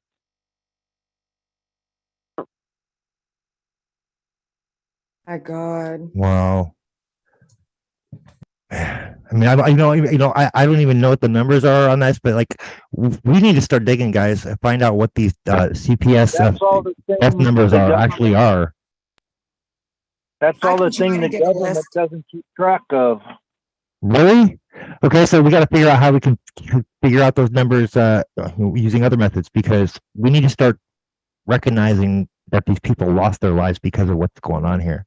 And I think that's important. The only way you see it is like Jen's friend who recently passed away is through friends of friends is how you find out this information. Yeah, definitely. If we have a tribute to him, we're going to be playing for our viewers at the end of today's show to wrap it up. And I'm really proud of what we put together for it. I think it's a fitting tribute. But we'll be playing that at the last segment of the show instead of the outro sequence, you guys, tonight. So what we could do is make a tribute page for all the people that have lost their lives due to the issue. Yes. And when people go to that page, they sign the people's names that lost their lives, and then we would have a list of them and numbers. Great idea. And like, I think we could probably do something very, very soon. I'm going to probably put that up probably tonight or tomorrow morning for sure. And that would be a great way for people to do that too. Yeah. So we can get a list of names. Great idea, Jessica. It didn't even occur to me to think of that. Yeah, that is. You make that page. I can do that like in 20 minutes, probably. Maybe less. And definitely. Go ahead, Jack. When you do make that page, would you please put on there Christy Ashley? Yes, you betcha, buddy. How do I spell the last name? I want to make sure I get it right. Without looking, I can't tell you the correct spelling, but her name isn't spelt the way that most people spell it either. Okay. Well, if you want, you can just message it to me on Messenger after the show, and I'll make sure we get it up there. Oh, that's what I was going to say. Or you can message it to me or one of us. That's fine, and we'll get it on there. And next Sunday, we're going to also do a tribute as well to all the children that have been taken too soon. Well, that lady that I was mentioning, she hasn't given me permission to release her name, but that's I could fine. let her know if you guys put up a page, and she might put her son on there. Yeah, because we're let her know we're kind of gonna be doing a tribute not only to like those parents that have lost like the kids too, and very soon, aren't we, Dottie and Jen? Yes, and Jessica, we're all going to be doing that. Unmute yourself, Dottie. You're muted. So, and then we're going to have people that from the UK tell about their story all next Sunday, and then we're going to do a tribute to the children that were taken too soon, and my son being one of them. And Jessica, yours as well was taken from you too soon, so your daughters will be up there too. One of the first on there as well. And then we're gonna kick it off like that. And we wanna, Dottie, don't we want to make it like a name thing around the world or something? Yeah. That's the idea. Go ahead, tell our viewers about the concept that we came I'm up not with. sure if we're gonna do something like that or like a face for every mile. Well, Sure, we'll make it around the world that I way. have an idea. Why don't we do a poll on one of our pages or on one of the website and see what the viewers want to see? What do you think? Or maybe the people who have lost somebody. Let's see what they want to see. Okay. That sounds good. How do you think we should do it? Make it like a vote thing. What do you think? Yeah, that's democratic, kind of. I mean, a good kind of in the good way. I knew what you meant. That's called common consensus of the people, folks. Yeah. Yeah. I don't know. What do you think, Dottie? I want to hear what you think on I'm not that. trying to call you any bad words here. What do you think, Dottie? Yeah, that'll work. Okay, cool. I mean, that would be a great way to decide which way we wanted to go, and wouldn't it? I think. Yeah. Cool. All right, awesome. We'll do that after the show and put it up, you guys. Awesome. Sweet. All right, we got a bunch of stuff coming in the near future, you guys. Go ahead, Jack. One of the ideas I posted a couple of times, you know that Alan Jackson song where he line dances across the whole state? I'm not particularly familiar with it, but if you want to send it to me, I'll definitely check it out. I shared it with Jen, was her other profile before she lost that one as well. Mm-hmm. And he does a line dance with firefighters and the whole community across the whole state. Oh, wow. It's definitely something to be interesting to see for sure. And the way I posted it is we all get out there with our signs to our children that we cannot see, with messages on the signs to our children. But I didn't have a video to do it. I just posted my words with a couple of the different signs that I sent to you for tonight's program. Hey, I have a question for you. If there's one thing that you could tell your children, what would it be? I tell them every time I message them, which is about twice a month now, because they don't read, that 24/7, 365. Because that's what I told them every time I would take them back to their mom. What does that mean? That means whenever they call, I'll answer the phone if I know it's them. No matter what time of the day or night or week. So basically, you're a shorthand between you and your kids for that, right? Basically, is what that was. Your shorthand between them and you. Oh, that's sweet. Mm-hmm. That's awesome. I love that just goes to show what kind of a father you are. That alone. I still post it on their timeline once in a while, but they never acknowledge it. And one, because he's in the military now, has blocked me from his timeline, and the other one hasn't even read the messages because I'm assuming, like I told Jen, I think the mother is intervening. Yeah, that's happening a lot. I've seen like with a lot of these cases for sure. Definitely in Dottie's case for sure. Yours, it looks like, and many others, I'm sure, because it looks like they're the narcissists are the ones that end up getting the kids, and we know what they do. If you've ever worked a 12-hour day in construction and then drove 5.5 hours, 2.5, 2.25 over and 2.5 back, no matter the weather, that's what I did for my children until they were taken away the second time.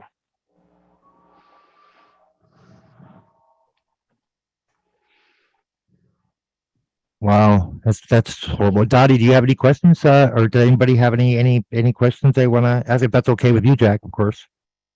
Yeah. No. I don't have any questions. What about you, Jessica?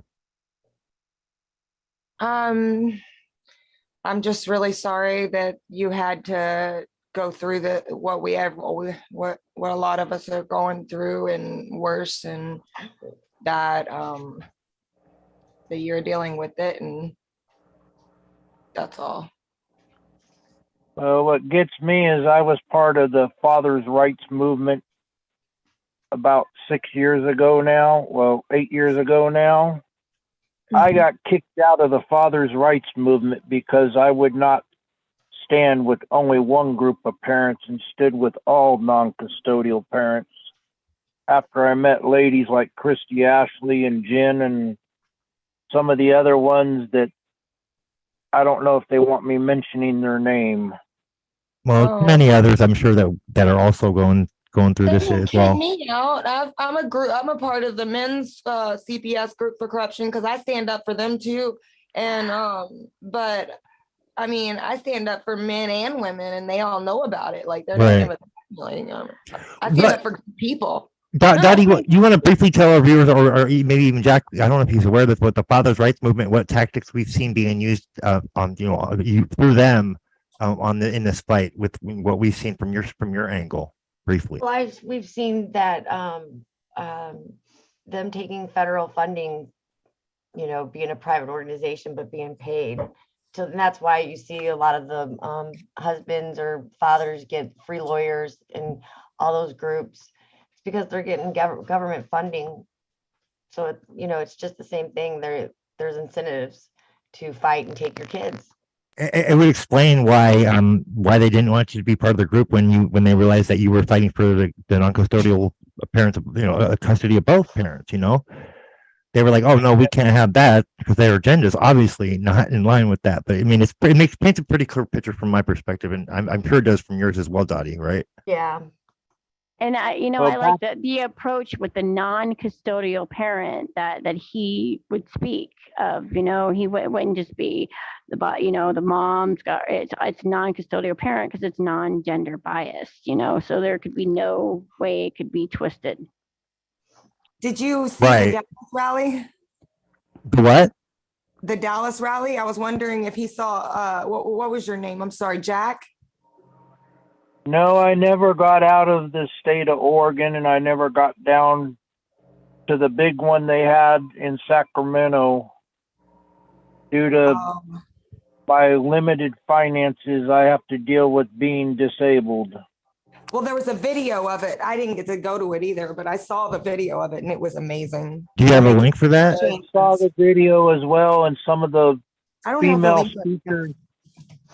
Oh, One no of the worries. female speakers is now moved to Sacramento, and they're still being protective in the parental rights because they're non-custodial parents. Oh. Let me see, maybe. I'd love to put it in the description for our viewers after the show, and because I haven't seen it, and I'd like to check it out myself.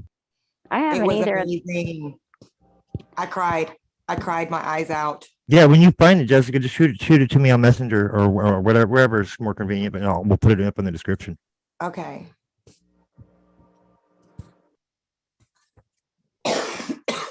Man, we've had a great show tonight. I think. I mean, we were already at 3 hours and 25 minutes. It's been a great show. We should probably wrap it up here shortly, and then we'll play that tribute for Bruce Nowitzki in memory of and tribute of. So this was. Why don't you just briefly, Jen, for our viewers, describe, tell us, our viewers, who Bruce is to you. Bruce Nowitzki is my best friend. And he met him in a alienated parent support group and have been friends with him since. He went to different legislative meetings to fight for shared parenting, and he was an inspiration to me. He would always lift my spirits when I was down, and he was a great support for a lot of parents in when it comes to losing our kids to the system. And he just had a passion for his children, to fight for his children and the justice for everybody's children, not just his own. And he's deeply missed by me, and I will forever honor his memory. Oh. So with that being said, shall we wrap it up and play that tribute for our viewers, and then we'll see you guys next week on next Sunday show. We have a really, really powerful show for you guys, and we may even have a special Saturday special show going on. All depends on scheduling, but we got some exciting stuff coming up for you guys. Stay tuned. Don't forget to follow our pages and subscribe to our channels, folks, and check us out on Telegram and every other social media that we're on. And you want to go ahead and say farewell, greetings, or peace, love, and chicken grease for our viewers, Jen? I think Jack was going to try to say something. Go ahead, Jack. Go ahead, Jack. The other one was the one I reminded you about, Ryan. I can't remember his last name. Oh, Ryan Kelly. Yeah, he was another that committed suicide here in Fort Wayne for child support debt. That was Kelly. 7 years ago now, though. Okay. I can send you the link. Yeah, that'd be great, Jen. And so I'll do that. And please send me any other names you can think of as well, Jack. Send me the Chris one if you can as well when you get it. I already did. Okay, cool, awesome. So yeah, thanks for coming on, Jack, and telling us your story and yes, giving us insight on different areas that completed this whole puzzle of what they do. Yep. It takes a lot of courage, and I think we need to recognize that. So thank you for your courage, Jack, and speaking out. I was hoping the video would have worked out, but my limited internet didn't make it work. That's all right. It's all right. We can always do a pre-recorded interview if we ever want to get you on video and earlier in the week, and we can just air that when we go live. That always will work. Yeah, you could use like a Wi-Fi or something, if you're out and about. Sometimes that'll work. We'll get it figured out, Jack. Don't worry. I found it. And so then maybe you can. Did you find Jessica? No. The video? Yes. Okay. I'm sending it Go now. ahead, Jen. I didn't mean to cut you off. Go ahead. Okay, that's okay. But if you needed to, in order to watch the rest of the tribute, Jack, if you wanted to jump off and stuff, or whatever, just if you wanted to listen to it and then watch it, or whatever you wanted to do. But I wanted you to be able to come on. Will it be in your YouTube version? Well, it'll be just all. Cut me off. I think so, or I'm not sure if we're streaming on YouTube. We're streaming on. Yeah, we are. We're streaming on YouTube, okay. Rumble, Twitter, Twitch, Facebook, Telegram, and Twitch. Okay.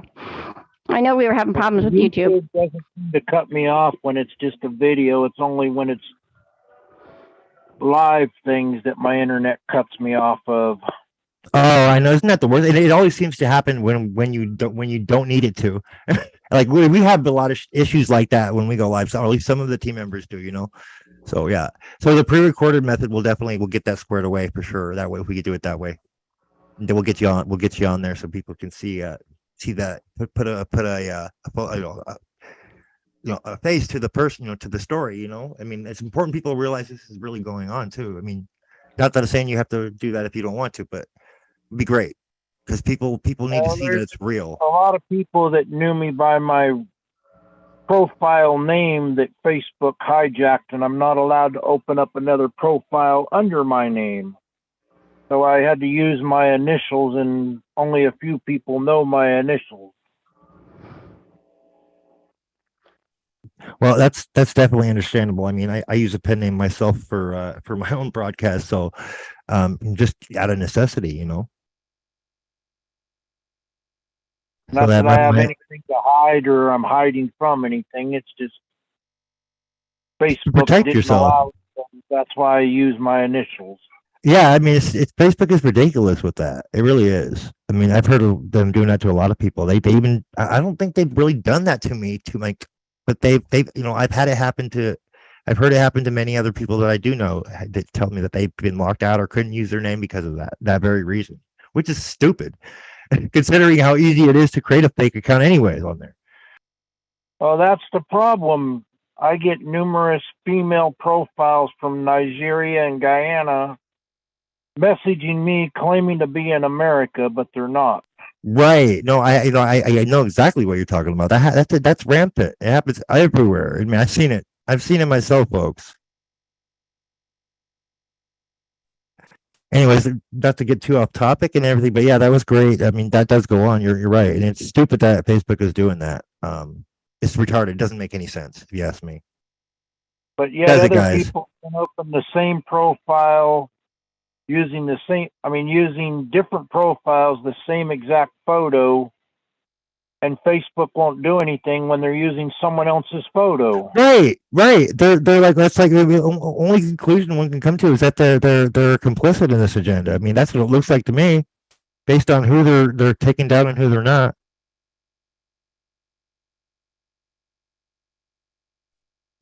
Anyway, should we wrap it up and play the tribute for Bruce Nowitzki? You guys, it was a great show. Thank you, Jack, for jumping on and telling your story. We'll definitely be in touch and do some follow-ups in the near future as you're willing. I could email you some other names of other people that finally convinced me to stop sitting back and move forward.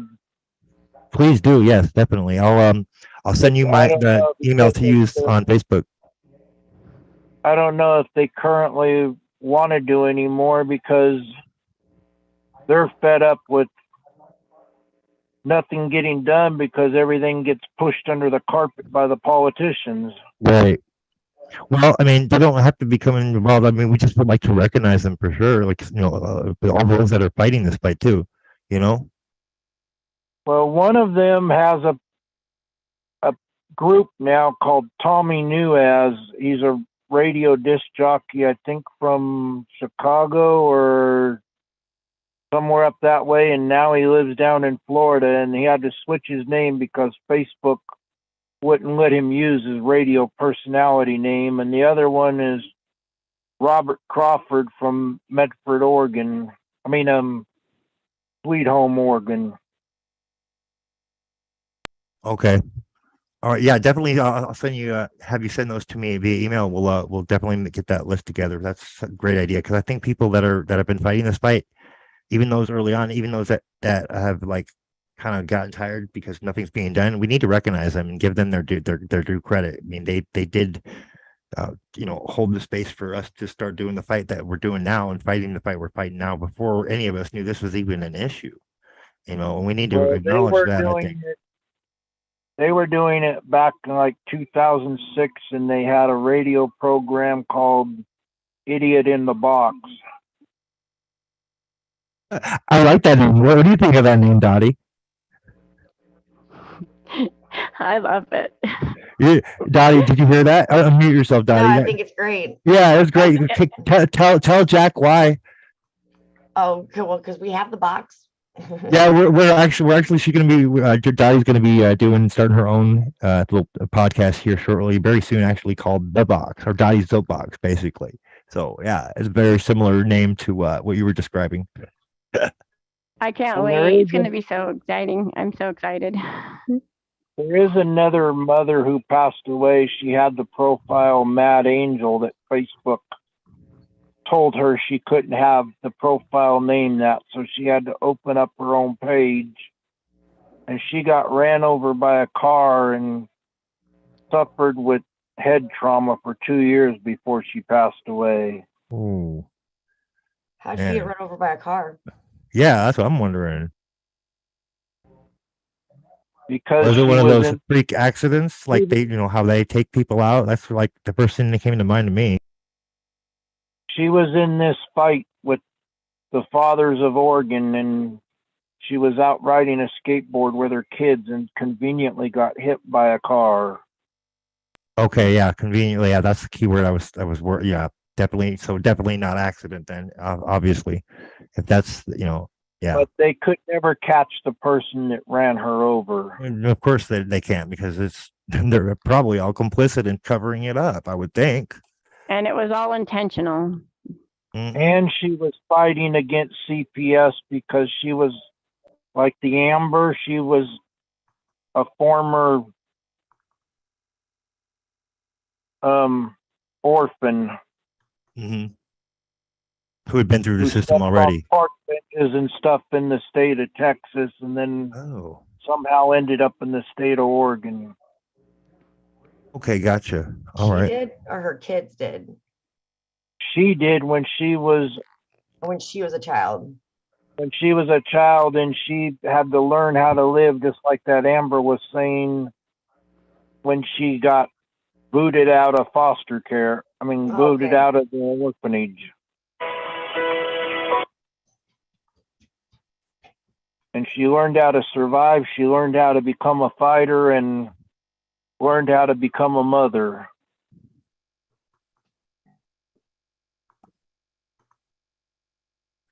That took a lot of strength, Yeah. And I never thought that I would have to learn how to protect my children from the government when I went to first start raising children.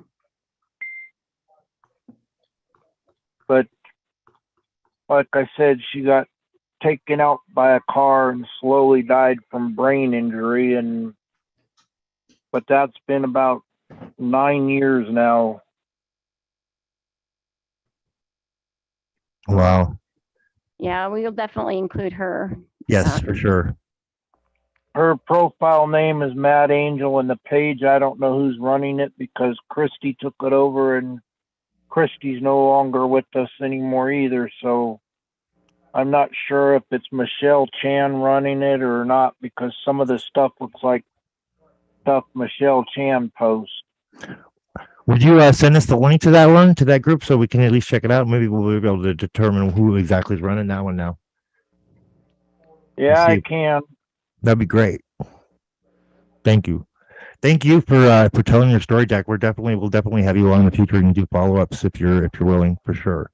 I think it's important that people's stories be heard, even if their faces aren't shown, or their names known.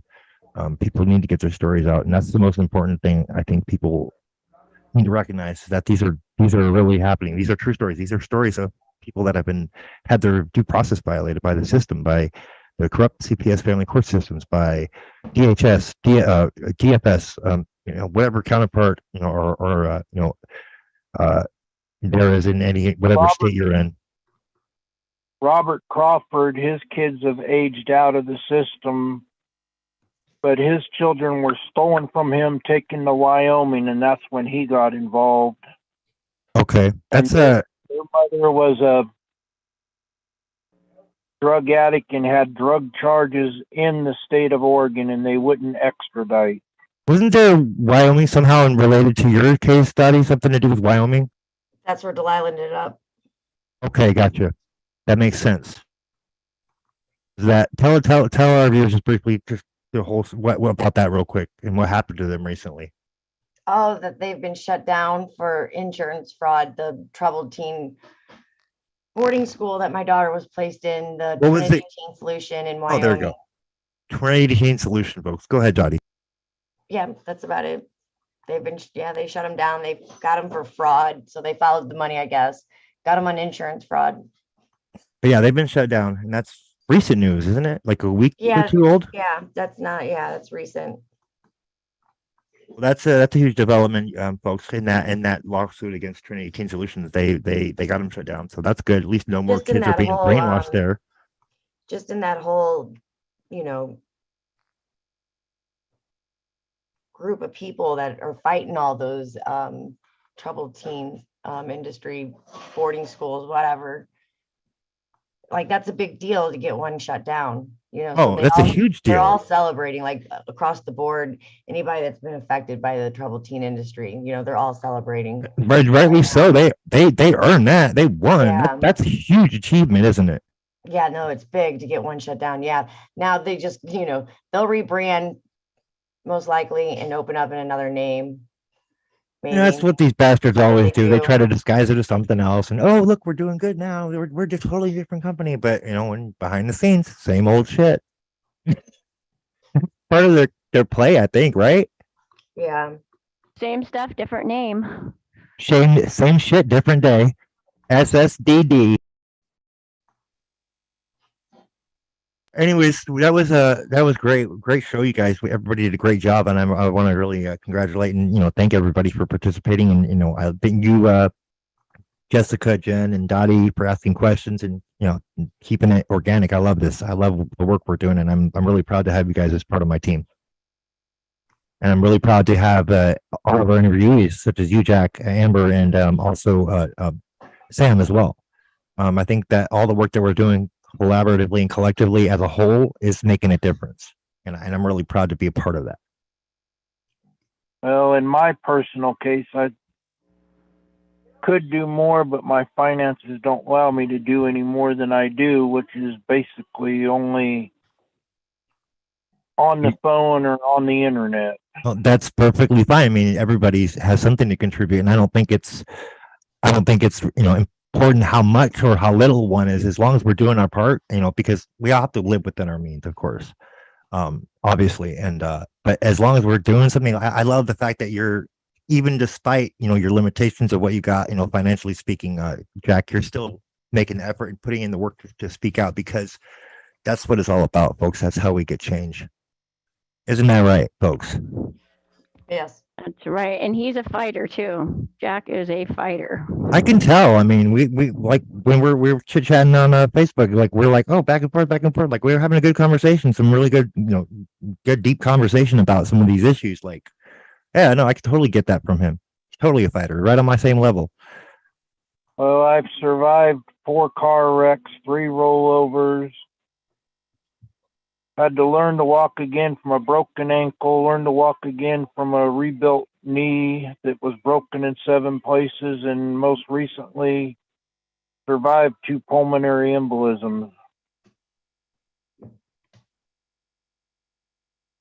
Wow.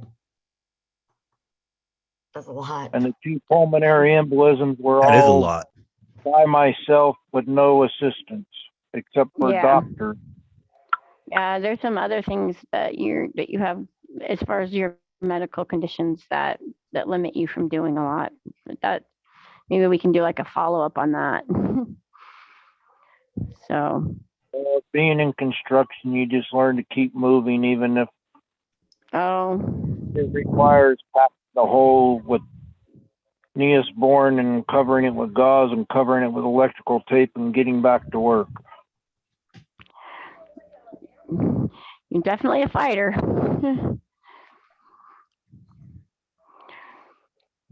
And so are you, man. Thank you. Go ahead, Dottie. What were you wanting to say? I didn't have anything to say. Wait, in the chat you said something about, hold on, I thought maybe there was more. No, that list, that's not all of them. Oh, no, I figured, but I'm just done. saving it in Notepad right now for later. But yeah, no, I figured I was For some reason I partial. can't get the whole list in the chat at one time. It's too Oh long. no, the limitation, yeah. Yeah. I hate that. That drives me crazy. What is it, like 255 characters or some shit? I don't know. Yeah. Well, no, probably a little more than that, but anyways. Yeah, it's all right. We'll get the full list. That's a lot. Go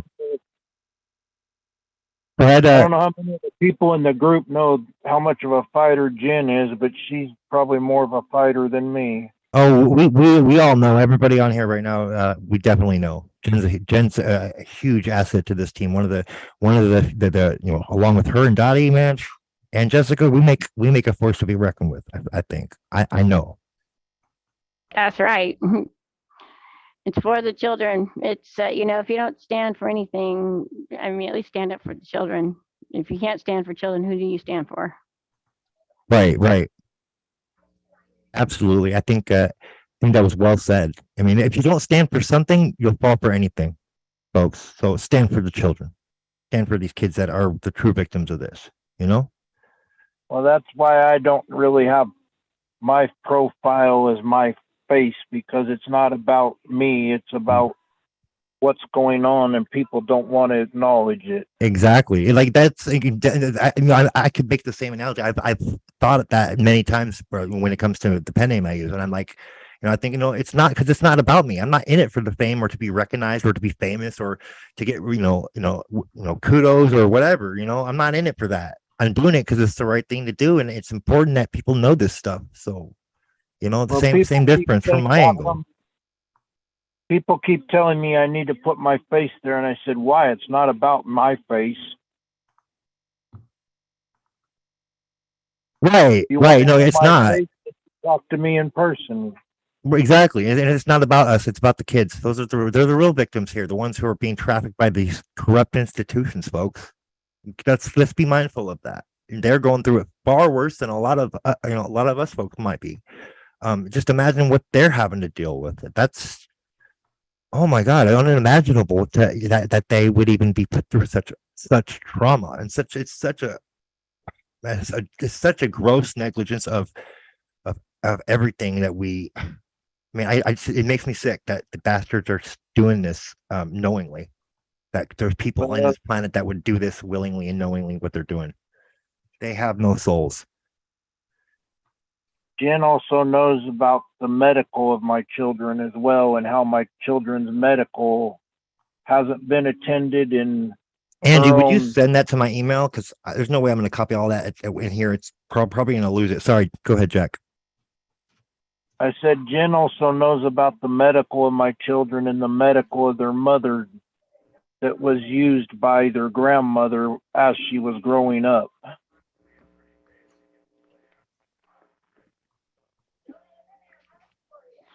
What kind of medical?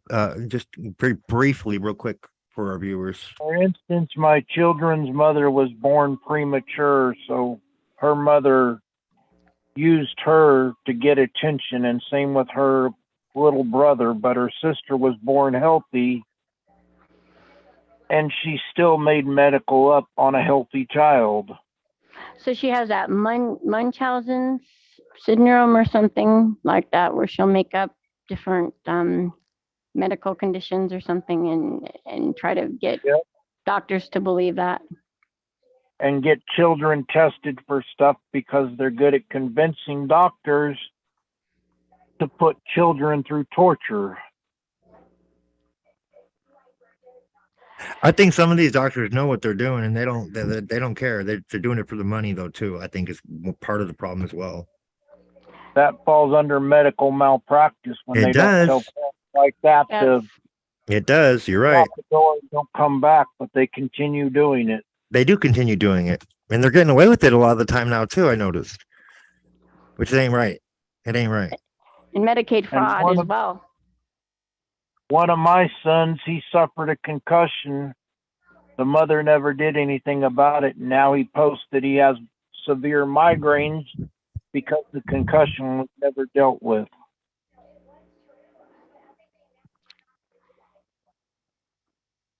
That's neglect. Medical, that's neglect of a dependent. And I tried taking him to the doctors wouldn't treat him because I was the non-custodial parent. That's ridiculous. That's bullshit. They make the non-custodial parent be visitors when they should have equal access to the child. Should be equal. But part of the divorce is you're supposed to put medical on that child, but you can't put medical on that child because they're already covered by the other parent. When you try getting medical, insurance won't let you do it because they're covered under the other parent. Oh, yeah. And then they try to say, oh, well, you didn't get the medical, so you're not qualified to, they use that as a justification. Yeah. But knowing full well what's going on and that they engineered that whole situation to begin with. Makes me so angry. These bastards think they can just do this shit and get away with it.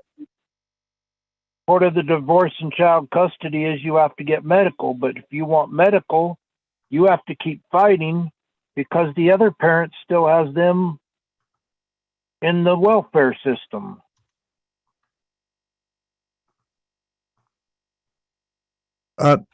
Angie, would you send that to all that list to my email as well so we can do it in one shot? No, because I just got it in there. You can get it out of there. I'm trying, but I'm having to. I'm not even done putting it in there. That's what I'm saying. It would be easier for email. That Because just nobody else has it. like a system that's Nobody else set has up. it. Nobody else has it. You're getting it on the fly then from the internet. Well, I knew where to get it from. Okay. Well, I'm Yeah, I'll tell you where to getting get most it of it. There's so much. I'm not even sure where I'm at now. That's how I'm getting as best I can. That's what medical issues or topics we don't have time for tonight. Yeah, we should probably wrap it up. We had a great show. We're almost 10 minutes till 4 hours in. But we had a great show, and we should probably wrap it up for sure. Would everybody in the chat copy and paste that into Notepad or your equivalent if you got it, or email it and send it, like everything you can that you can get from the chat, and email it to me, everybody, so I can have a good hard copy just in case, because I know we lose the chat once we end the live or end the Zoom. I'm gonna do the same as well. Okay, I'll try as much as I can. All right, cool. Just select all of the text in the chat all together and see, just paste it into somewhere like email or whatever as a draft. That's all I really need anybody to do, because it's all there. I gotta get the whole thing at once.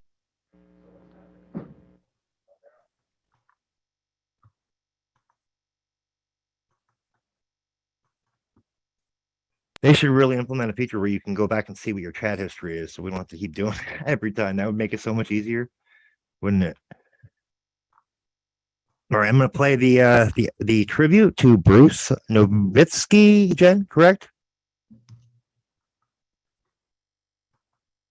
Yes, Here we go. correct.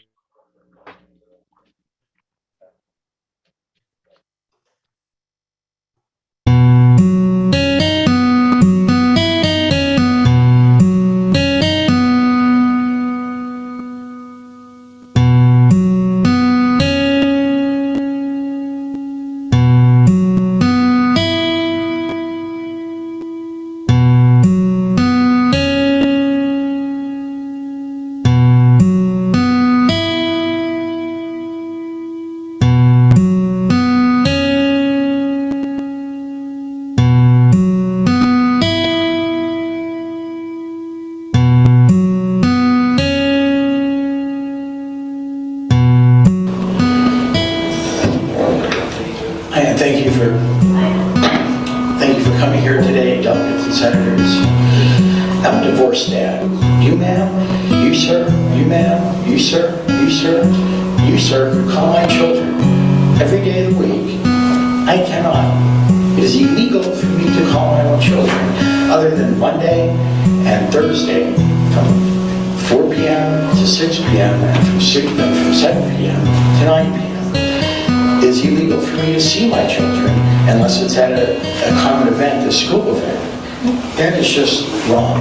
And I'm asking you today to pass legislation that says equal parenting, shared equal parenting should be the going-in position for every judge in the Commonwealth.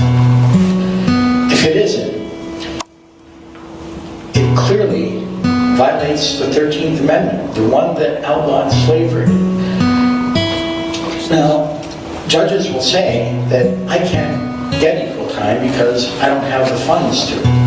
I don't have the funds because I'm paying a lot of alimony and a lot of child support. So I can't get a place that's equal to the place that my ex-wife has to see my children more. I would love to see my children more. I would love to be involved in their everyday homework, helping them out with school activities. I do it as much as I can. I have them every other weekend and Tuesday, and that's called standard visitation. And there needs to be some sort of accountability accountability too, because the Commonwealth gets money for each dollar that is collected in child support.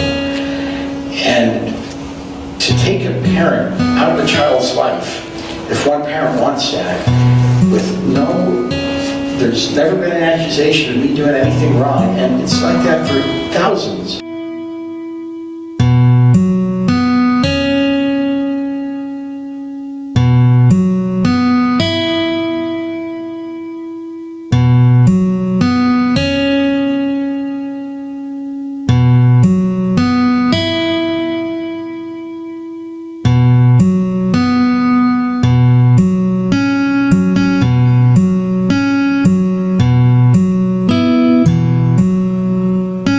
Give dads a chance to be in their children's lives. Thank you for your time.